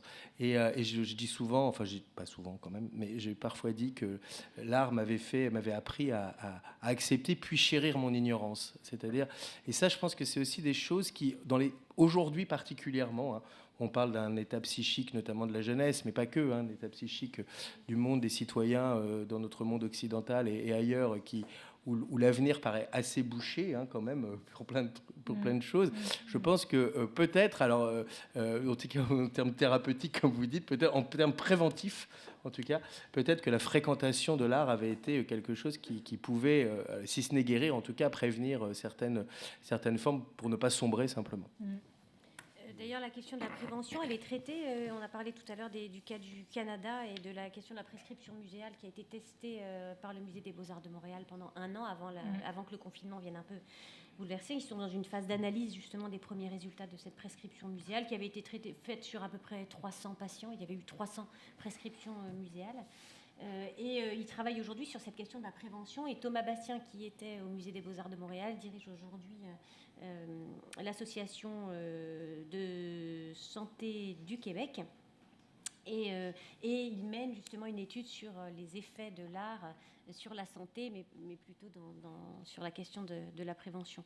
On avait aussi fait prévu une petite vidéo puisque vous parliez de psychothérapie, une petite vidéo qui a été réalisée avec Elisabeth Ioannidis, qui est directrice de l'éducation au musée d'art contemporain d'Athènes et qui est aussi art thérapeute et qui réalise au sein de son musée des psychothérapies. Donc c'est un peu comme si vous aviez pu faire votre psychothérapie non seulement sur un tel sujet, mais en plus au milieu des œuvres d'art. Quelle chance! Et donc voilà, donc ça concerne toujours des petits effectifs évidemment, mais c'est intéressant de l'écouter et de voir son point de vue si nos amis peuvent nous lancer cette vidéo. Ça nous permettra de rebondir ensuite sur cette question justement et de continuer sur cette question peut-être de la prescription muséale.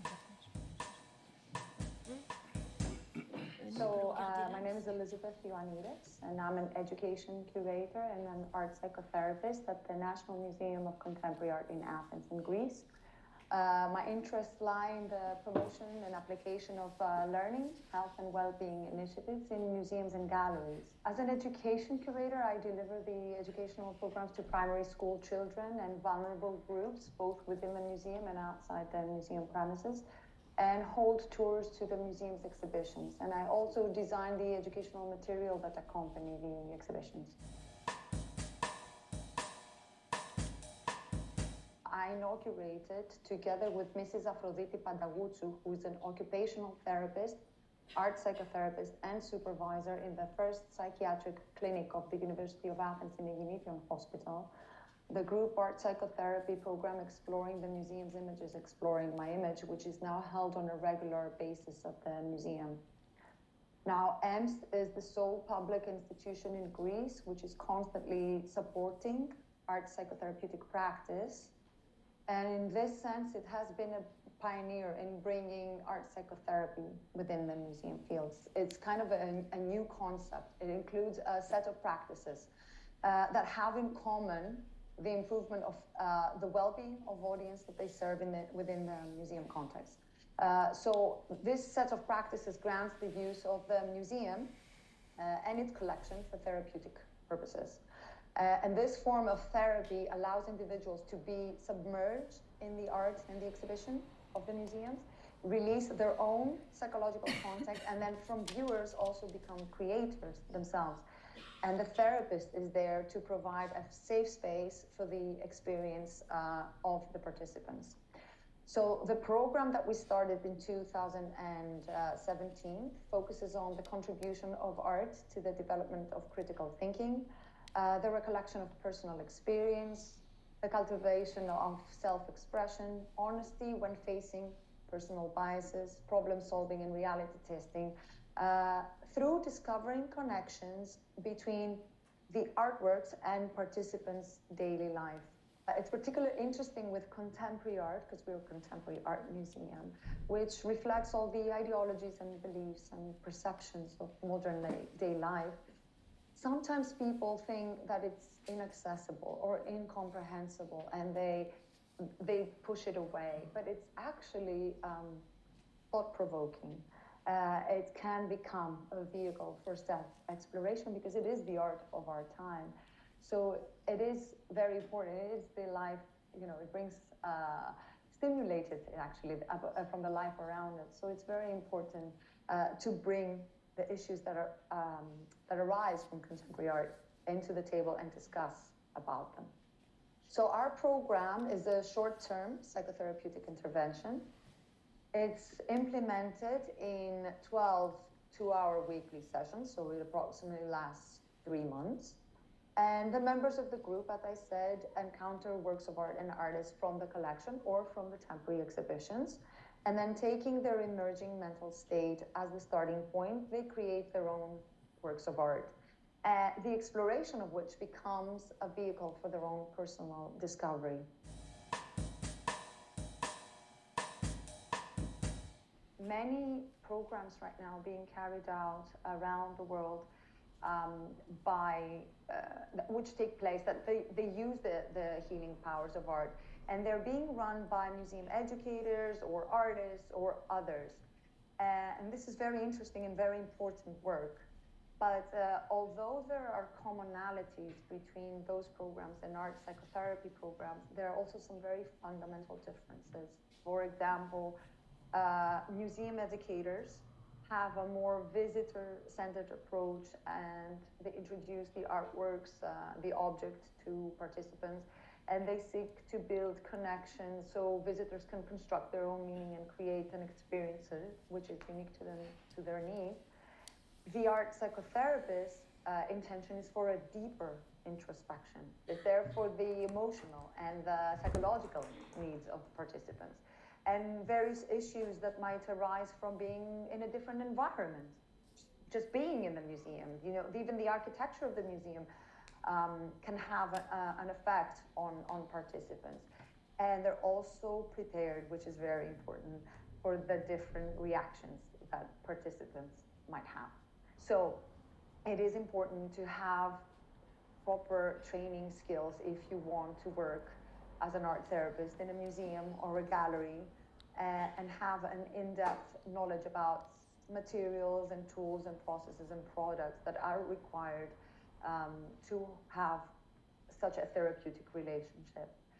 So we need a little bit to distinguish between what is art therapy and what these other programs are doing, but they're all very important in contributing to the wellness of individuals. There's actually a website even called Social Subscribing, and in England it's been carried out for more than a decade. Social prescribing, not only art prescribing, but social prescribing, which includes more areas of interest like football or gardening or walks in nature. But in England and basically all the Anglo-Saxon countries, it's something that has been carried out. In the UK, I know it's been more than a decade. I know it's getting a lot of interest now because there's a very big focus on well-being. But in the UK, it's been practiced for more than a decade. Hopefully, in Montreal, of course, it's something that was started under the directorship of Nathalie Baudil, and hopefully it will start soon. I know a lot of countries want it, but it's not an easy thing, considering that it has to go through the national healthcare system.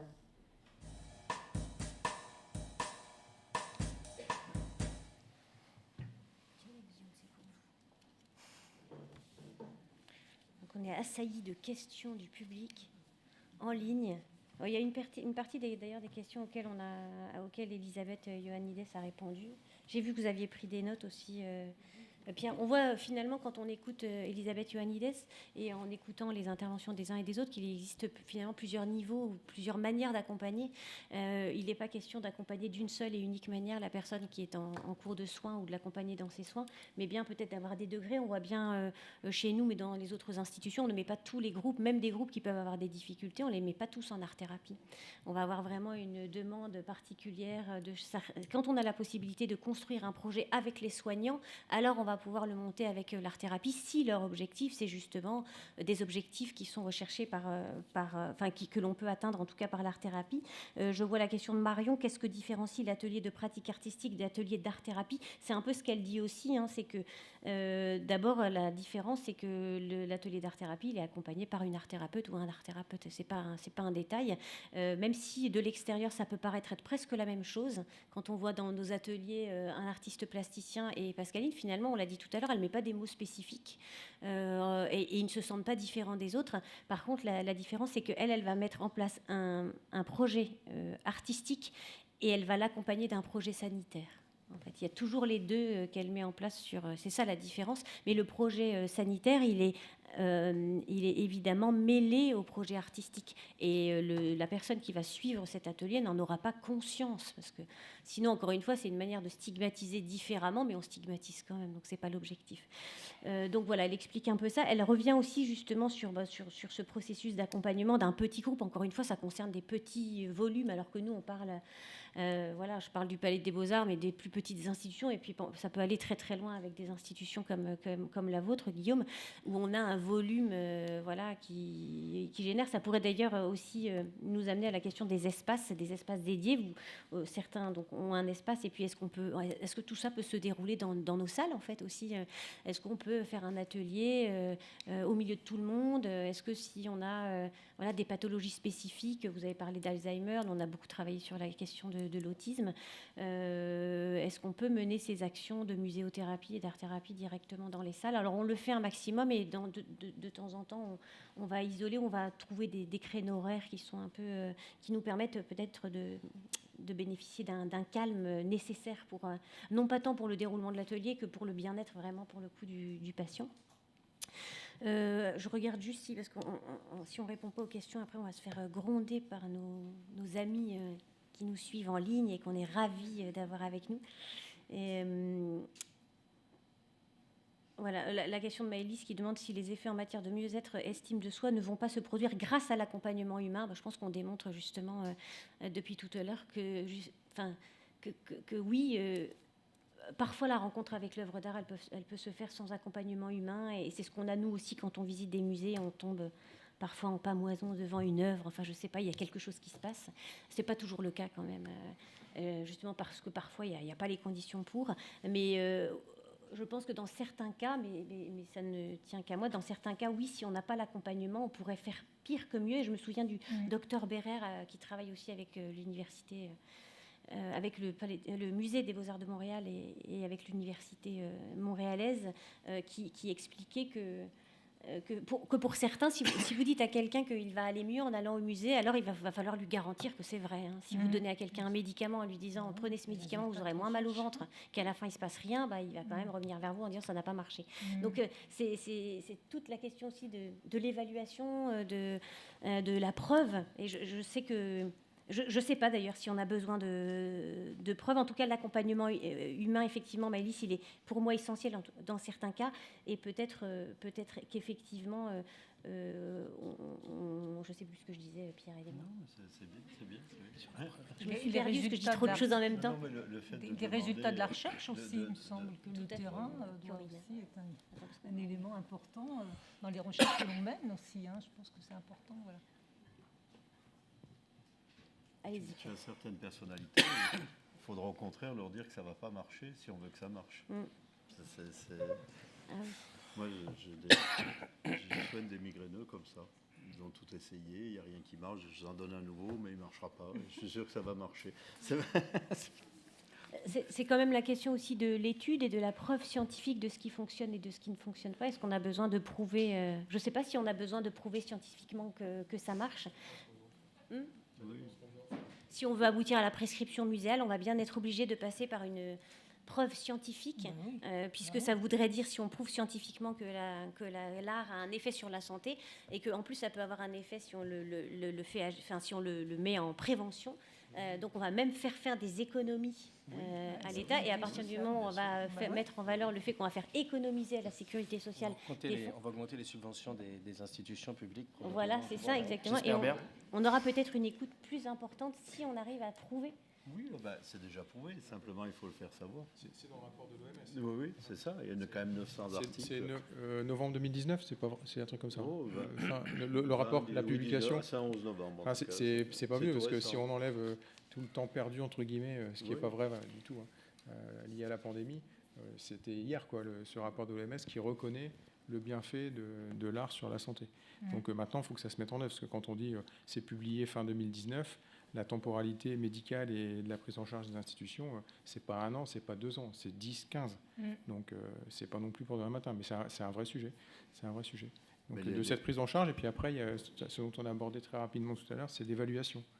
C'est-à-dire comment on montre que ça fonctionne, quels sont les indicateurs fiables sur lesquels on peut s'appuyer pour dire bon, ça fonctionne. Alors on parle beaucoup de pathologies neurodégénératives, mais il n'y a pas que ça. On peut l'aborder dans plein de choses, dans les traumatisés, chez les traumatisés, physiques.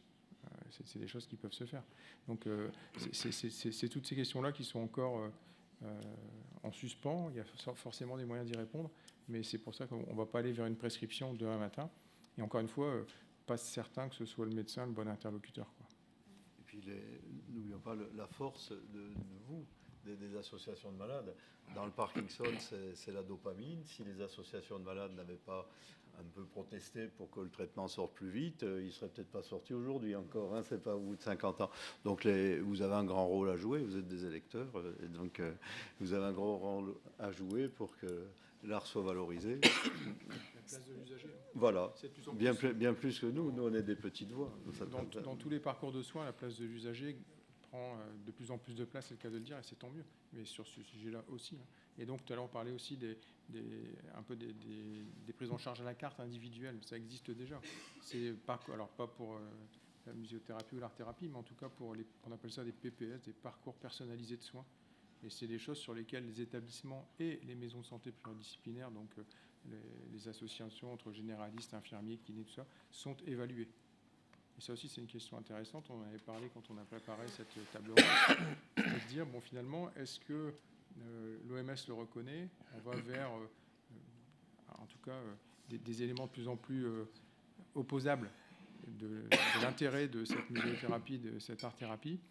Est-ce que finalement, ça ne doit pas être inscrit dans les processus d'évaluation des établissements et de tous les parcours de soins, quels qu'ils soient? Donc là, on va vers l'HAS, donc Haute Autorité de Santé. Donc il y a des démarches qu'on appelle de certification qui sont en cours dans les établissements. Donc la certification, en gros, c'est quoi? C'est une démarche qualité. C'est-à-dire, est-ce que l'établissement, est-ce que la maison de santé pluridisciplinaire, est-ce que le cabinet de généralistes, etc., répond aux normes en vigueur et est-ce qu'ils répondent à prise en charge du pied diabétique, n'importe quoi. Est-ce qu'il y a un parcours de soins personnalisé?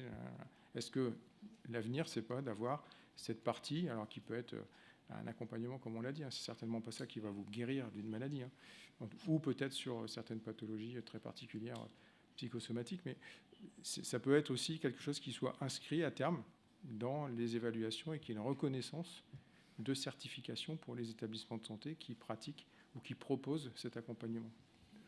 On n'y est pas. Hein. Une surveillance de la qualité. Il y a 15 ans, j'avais été reçu par un grand directeur d'une chaîne de maisons de retraite. Et donc, j'ai fait mon topo sur la musique. Je l'avais convaincu. Il a mis des jukebox dans toutes ces maisons de retraite. Donc, à la fois, vous dites qu'il faut 10 ans... je ne sais pas s'il marche bien celui-là, tiens. Hop.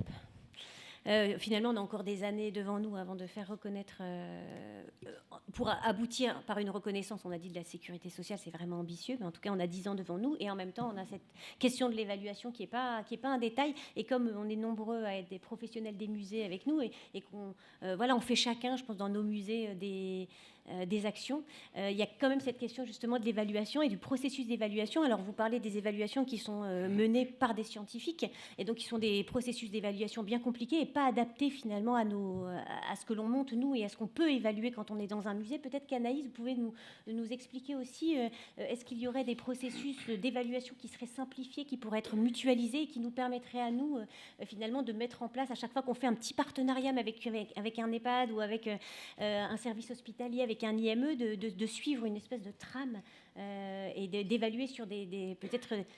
Parce que peut-être que si on mutualise, il y a déjà eu 800 études ou 900 études publiées par l'OMS. On a l'impression que ce n'est pas encore suffisant. Donc, qu'est-ce qu'on doit faire de plus? Est-ce que dans les 10 années à venir, si on aboutit à une mutualisation et à un même déroulement de processus d'évaluation, on pourrait regrouper non plus 900, mais 9000 ou 90 000 études? Ce qui est sûr, c'est qu'il y a des points communs à toute pathologie, toute difficulté, en fait, j'ai envie de dire, à tout public. Leslie parlait tout à l'heure de la réhabilitation psychosociale. Au final, ça, c'est assez commun à tous ces publics-là, du champ de la maladie, du handicap ou autres, qui peuvent être des points d'évaluation. Parce que là, on a parlé, par exemple, faire du bien, du mieux-être, du bien-être. C'est des choses qui ne sont pas vraiment évaluables. C'est tellement propre à chacun et presque subjectif. Je pense que ce qui est important aussi dans les évaluations, c'est, encore une fois, je l'ai beaucoup dit, mais le lien entre le soin et la culture, parce qu'on ne peut pas faire seul et qu'il y a des grilles d'évaluation du soin qui peuvent tout à fait être utilisées côté culture, qui ont des champs d'entrée simples, compréhensibles de chacun. Et ce qui rend compliqué cette thématique de l'évaluation, c'est aussi parce qu'on ne peut pas dissocier quelque part le fait d'emmener un groupe ou qu'une personne suive même des ateliers d'art-thérapie au musée de tout ce qui se passe à côté. Et ça rend les choses compliquées parce qu'il faudrait complètement extraire la personne du système de soins pour voir quels sont les bénéfices du musée. Vous imaginez bien que c'est un peu compliqué à faire et qu'en plus, encore une fois, il faut prendre en compte le fait que chacun, même une personne qui est censée avoir la même maladie, ne le vit pas de la même façon, n'a pas le même développement, n'a pas les mêmes conséquences sur sa vie. Et que ce système d'évaluation, qui sont quand même, on peut le dire, demandés par beaucoup pour prouver... parce qu'on est tous convaincus des bienfaits et de tout ce que ça apporte, mais il faut prouver. Et pour prouver, il faut faire des évaluations.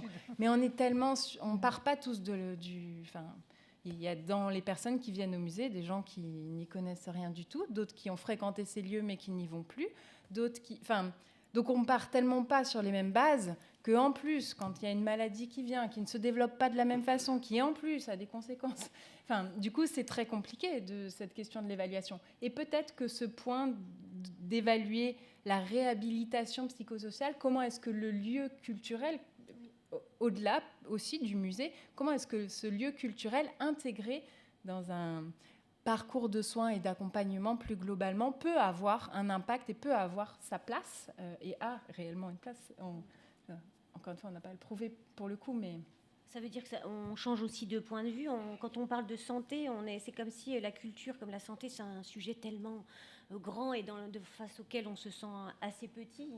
Il y a quand même question de vie et de mort, finalement, quand on parle de santé, alors que quand on parle de culture, il n'y a pas vraiment la question de la vie et la mort. Donc, ce serait peut-être de changer de paradigme aussi, c'est de pouvoir évaluer, non pas par rapport aux objectifs qui sont des vrais objectifs de santé, des vrais objectifs de soins, et donc liés à cette question de vie et des morts, à des paradigmes qui sont ceux de musée. Donc, rester à sa place aussi, c'est peut-être que les critères d'évaluation doivent être ceux des musées. C'est-à-dire, qu'est-ce que le musée est capable d'apporter, et non pas qu'est-ce que la santé est capable d'aller chercher au musée. Enfin, si vous voyez la nuance, c'est on ne pourra pas tout soigner par l'art. Non, et d'ailleurs, dans la thématique de cette table ronde, ce qui est intéressant, c'est qu'il y a certes le mot soigner, guérir, il a été prononcé, mais il ne faut pas oublier que le champ, en effet, de la prévention est tout aussi important, le champ de réparer tout ce qu'on peut. Comment est-ce qu'on peut travailler cette place dans la société, oser rentrer dans les musées et se sentir légitime, tout ce que ça a comme impact est presque tout aussi important que cette guérison. Bon, alors pour le coup, à Culture Hôpital, on accompagne surtout des personnes qui ont des maladies non curatives. Donc cette question de la guérison, elle ne se pose pas vraiment. Par contre, tout ce qu'on peut freiner, tout ce qu'on peut valoriser, tout ce qu'on peut aider pour le quotidien, et le lieu musée et l'art et la culture apportent tellement de choses dans le quotidien qui peuvent être remises au centre. On a parlé des aidants tout à l'heure, on a parlé de l'image. Quand une personne atteinte de maladie d'Alzheimer ou d'une autre pathologie vient avec un proche et que là, elle est valorisée dans un autre regard, qu'on va ensemble autre part que d'aller chez le médecin ou de suivre ce programme fatigant des visites à domicile, on va faire quelque chose ensemble.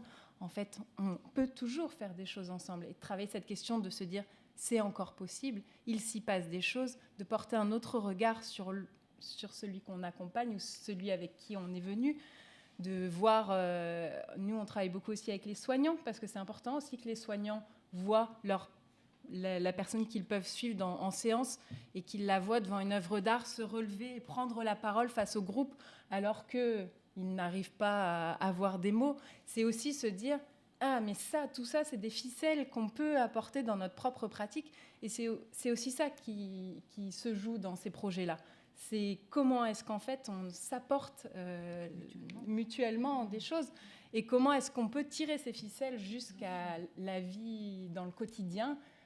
Parler devant une œuvre d'art, c'est bien, mais en fait, c'est des ficelles qu'on peut tirer dans le quotidien. Quand je ne sais plus quelle discussion aborder avec mon proche, en fait, quand on est au musée, hop, on capte aussi ah, mais on peut parler de ça. Ah, mais on est revenu avec le petit flyer du musée. Et ben, en soi, ça va devenir un objet au centre des discussions pendant plusieurs jours et des soignants qui vont venir à domicile en disant « Ah, vous êtes allé au Palais des Beaux-Arts de Lille, il y a le flyer à l'entrée. » Ce musée a cet enjeu quand même social fort sur la maladie. Et puis des bonnes relations aussi. Oui.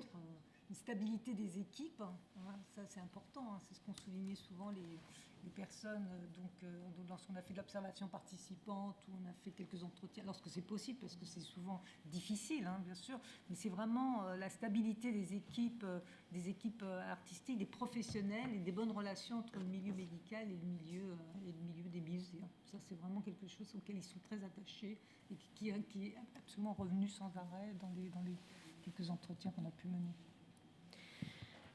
Je pense que ça se termine. Hein. Je regarde le maître du temps. Chronos. C'est bien. Non, il y a des questions évidemment qu'on va pouvoir poser. Donc, au vu des discussions, on a vu aussi comment on devait faire bouger nos institutions, mais aussi faire bouger peut-être les professionnels de santé qui doivent intégrer et qui doivent peut-être intégrer aussi cette dimension culturelle quand ils imaginent un processus, un accompagnement aux soins. On va prendre peut-être quelques questions, notamment vous avez une question directe, Guillaume, si vous vouliez la nommer et puis nous y répondre, ce serait très très gentil. Oui, alors une question de Muriel, parce qu'on est pas à la télévision. C'est ça, une question de Muriel. Une question de Muriel. Bonsoir, bonjour Muriel. Qui demande si ce lieu, au Palais de Tokyo, sera un lieu ouvert à tous et à toutes les personnes où les personnes peuvent se rencontrer. Alors oui, bien sûr, je l'ai pas précisé, on est aujourd'hui sur une table ronde autour de la question de la maladie, du soin. Donc le hameau va être un lieu d'abord d'inclusion, de mieux-être et médiation par l'art, ouvert à tous et à toutes. Donc c'est vraiment d'abord un lieu de médiation ouvert à tous les publics. Et il y a ce petit ou ce grand focus, en tout cas, sur la question de la maladie mentale et psychique. Mais en tout cas, bien entendu, c'est un lieu ouvert à tous. Et c'est ça qui est d'ailleurs assez intéressant, c'est que en termes d'aménagement, on parlait, alors est-ce qu'on met les personnes dans les salles d'exposition, est-ce qu'on les met plutôt, est-ce qu'on les sépare, etc. Je crois que c'est vraiment des questions intéressantes et qui touchent beaucoup d'ailleurs d'autres questionnements, sur d'autres types, on va dire, de relations. C'est ce que nous a appris aussi les cultures minoritaires. C'est-à-dire, il y a des moments, en effet, de peut-être il faut être un peu séparés ensemble pour partager les choses. Et puis il y a des moments, évidemment, on doit aussi mélanger au maximum le public. Je crois que, donc, évidemment, c'est très important que ce soit des lieux de rencontre, que ce soit des lieux qui soient ouverts. Après, j'ai un certain optimisme, justement, et c'est pour ça que je disais que c'est intéressant de voir comment on voit comment le handicap, la prise en compte dans les musées depuis bien longtemps, du handicap physique notamment, avec ce qui est apparu au début comme des contraintes spécifiques. En fait, on facilitait la vie de beaucoup de gens et pas uniquement les gens qui étaient en chaise, par exemple. C'est très intéressant, c'est-à-dire que revoir aussi comment finalement, à partir de ce qui peut paraître des différences minoritaires, en fait, touche la majorité. Et je crois beaucoup à ça sur l'aménagement qu'on peut avoir de ces lieux aussi, en imaginant avec différents types de pathologies. Alors là, on rentre plus sur la question des Asperger, des TDAH, de toutes ces pathologies, ou de ces différences d'ailleurs, parce que c'est pas toujours des pathologies, c'est aussi juste des différences. En les prenant en compte, j'ai l'impression que ça va être un bienfait pour l'ensemble des publics. Et ça, c'est vraiment quelque chose auquel je crois. Et donc, ce lieu, évidemment, sera un lieu ouvert à toutes et à tous les publics. Et aussi, je crois, va faire beaucoup de bien aussi aux professionnels aussi de l'institution que nous sommes, aux équipes du Palais de Tokyo, etc. Donc, c'est vraiment ça, que cette utopie, mais que je crois réelle, que j'imagine que va créer ce nouvel espace. Est-ce qu'il y a d'autres questions? Est-ce qu'il y a des questions dans la salle?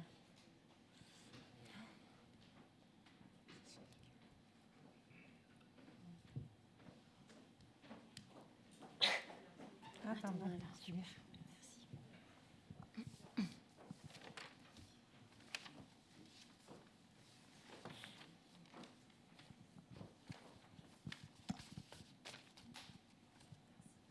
Bonjour, merci beaucoup pour ce workshop. Je voulais savoir si en termes de définition plus large du soin, plus du care et de la prévention, il existait déjà ce genre de programme, par exemple, pour les enfants qui sont en famille d'accueil, donc qui psychologiquement, en termes de santé mentale, sont quand même très fragiles et pour qui des pathologies peuvent se révéler plus tard par rapport à leur vécu.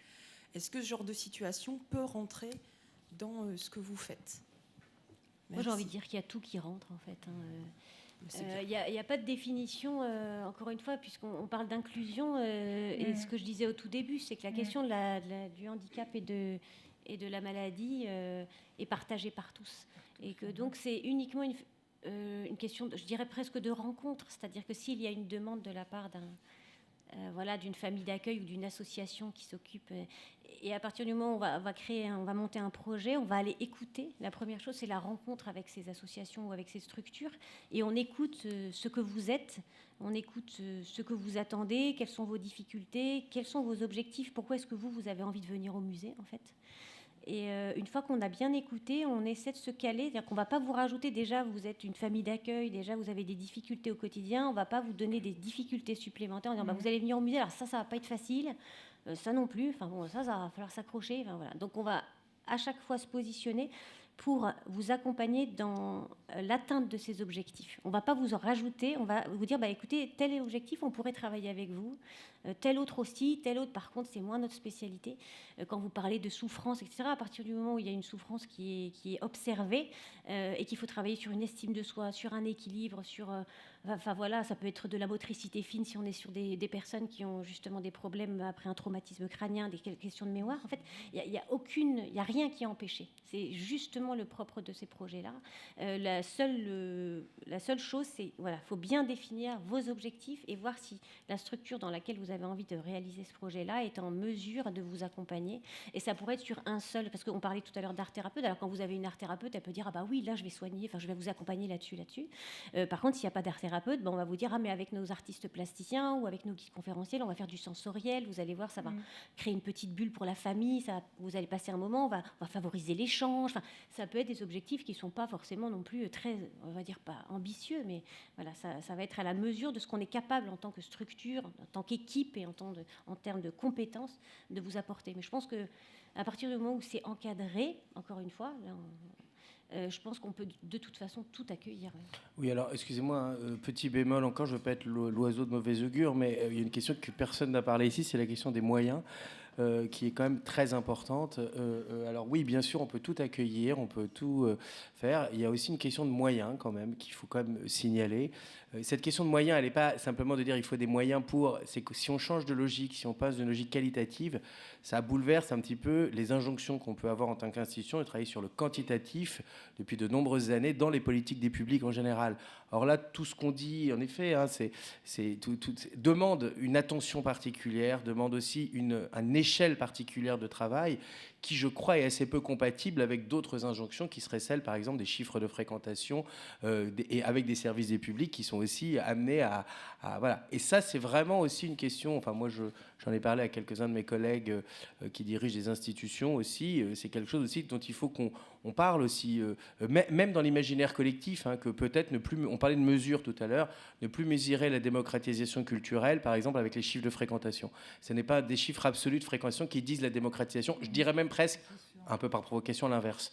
On sait très bien que les lieux de culturels sont aussi des lieux de différenciation qui non seulement sont les échos des inégalités sociales, mais les creusent. Du coup, voilà, si on change, quand on parle de soins, c'est aussi ça. C'est pour ça que je reviens toujours à soigner l'institution. C'est-à-dire que, oui, c'est très important d'accorder des importances, d'accueillir, en effet, des groupes spécifiques. C'est passionnant. C'est un vrai travail. Par contre, c'est un travail qui va être noyé complètement dans des chiffres statistiques.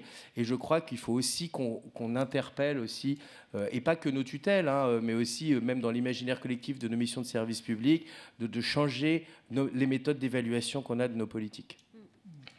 Juste, je crois qu'il y a quand même en tout cas, l'association Culture Hôpital, ça fait 20 ans qu'on est sur ces sujets-là, et il y a quand même quelque chose qui se met en marche sur cette question de prendre en compte l'individuel. Nous, on a eu plusieurs gros projets. C'est pour ça que parfois, je sais qu'on a eu l'occasion d'échanger avec Juliette sur ces sujets-là, sur le fait que c'est la différence aussi entre monter un projet et venir une fois avec un groupe. La structure musée ne peut pas répondre à la même demande et ne peut pas aller aussi loin dans l'accueil. Si vous êtes dans un projet avec plusieurs séances, par exemple un cycle, etc., travailler les besoins spécifiques de ces publics-là, ou de venir une fois et juste de préciser voilà la particularité de notre public, il peut se passer ça, et en fait on veut une visite lambda ou peut-être adaptée. Et beaucoup de musées et lieux culturels en général commencent vraiment à prendre conscience des bienfaits et d'accompagner parfois. Alors c'est très dur, hein, on est bien d'accord, mais il y a quand même pas mal d'expérimentations qui sont faites où il y a un accompagnement individuel de personnes et où on voit, c'est long, mais ça commence vraiment à porter ses fruits, et de voir qu'accompagner une personne, en fait, quand on accompagne une personne, en fait, ça diffuse aussi sur son propre entourage. Quand il y en a un, ça diffuse sur... et il y a pas mal de projets là, qui sont menés sur ces expérimentations-là, d'accompagner une personne sur plusieurs séances, donc de dédier un intervenant culturel. Donc le musée qui donne concrètement, qui finance un temps qui pourrait être pour un groupe, mais pour une personne sur plusieurs séances. Et là, pour le coup, il faut faire des évaluations pour prouver les bienfaits et tout ce que ça a comme impact. Il y a quelque chose qui va dans ce sens-là, et c'est tant mieux, c'est que les ministères de la Culture, le ministère de la Santé sont dans la 3e, je ne dis pas de bêtises, révision de la convention qui les liait justement sur ce projet santé-culture. La première n'est pas d'hier, hein, c'était Trottmann et Kouchner, je ne sais plus quelle année c'était, mais ça commence à remonter. Et donc là, ils sont dans la 3e...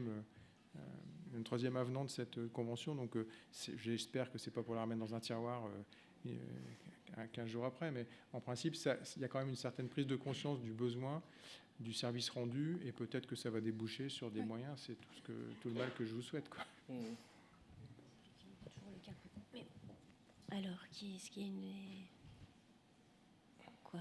C'est fini? Il n'y a plus de questions, alors. On n'avait même pas le temps pour une dernière question? Non. Bon, alors. Bon, allez-y maintenant, parce que sinon, on se fait engueuler. Ah, voilà, merci. Laurie. Larisse. Ah, pardon. Merci beaucoup pour vos interventions et vos réflexions.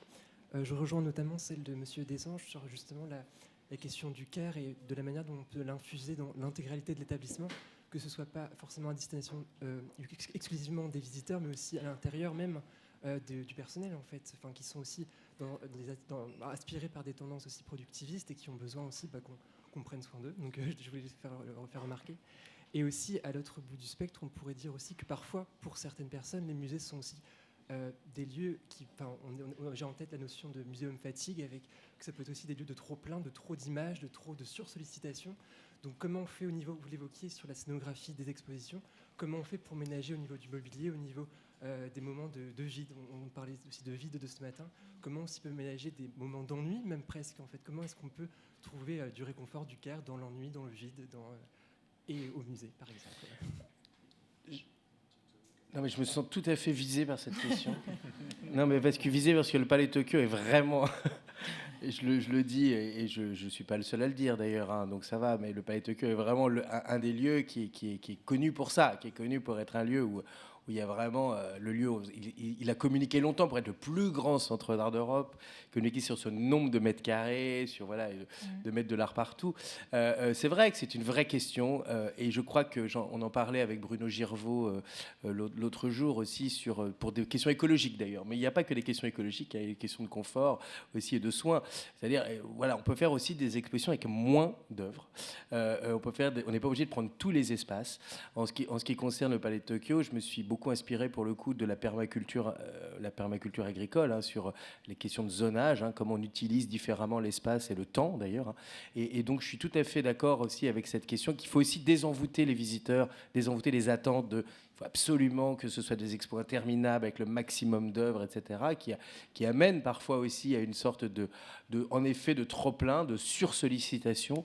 Et on travaille au Palais de Tokyo. Alors là, on va réduire les espaces d'exposition. On ne va pas réduire les expositions, mais les espaces, hein, avec moins d'œuvres, avec aussi toute une zone où on accueille le public différemment pour d'autres usages, des artistes aussi au travail, etc. Et puis ce que vous dites, moi je trouve ça intéressant, c'est-à-dire comment on repense aussi... Je dis ça parce que ça existait, hein, ça existe toujours, ça existait avant, mais on l'a un peu oublié, hein, comment on repense aussi des zones vides dans les expositions, pas vides d'ailleurs, mais en tout cas d'autres zones de repos. Je sais que la dernière manifestation de la Documenta à Kassel proposait dans les espaces de visite des espaces de méditation, on pouvait se reposer, on pouvait se relaxer, et ça faisait partie de la visite. Ce que je trouve intéressant, c'est que tout ça, il y a l'art derrière. C'est pas l'idée de faire un autre usage comme ça, mais il y a l'idée de penser la visite comme une expérience aussi physique, hein, avec on n'est pas que avec des jeunes gens qui peuvent marcher pendant 40 000 kilomètres pour faire des expositions. Donc tout ça, c'est en effet des choses qu'on travaille, et on a de la chance du coup, parce que cet espace grand n'est pas forcément une malédiction, c'est aussi justement des espaces qui vont nous permettre d'expérimenter dans ce sens. Merci. Voilà, donc on va terminer comme ça. Non, attends, avant d'applaudir. Et on va terminer juste parce que vous avez parlé tout à l'heure de problématiques à partir desquelles on partait pour satisfaire le public, et qui sont parfois des problématiques liées au handicap, etc. Et quand vous parlez de zones de répit, de zones de confort, etc., on a beaucoup travaillé sur l'autisme, et c'est une des caractéristiques aussi de cette pathologie, c'est d'avoir besoin de zones de répit. Et que finalement concevoir, puisqu'on a écrit un guide muséal pour l'accueil des personnes autistes avec le Frame, Montréal et Dallas, ça a été de penser ces zones de répit. Eux en ont besoin, c'est-à-dire qu'ils vont avoir du mal à venir au musée si vous ne leur créez pas une zone de répit, et comment cette zone de répit pour la personne autiste, elle peut devenir une zone de répit pour tous, parce que avec ou sans pathologie, on peut avoir besoin effectivement de mouvement, de calme, de beauté, tous les besoins dépendent individuellement de chaque visiteur. Merci beaucoup en tout cas, merci beaucoup à vous et à vous tous sur la table.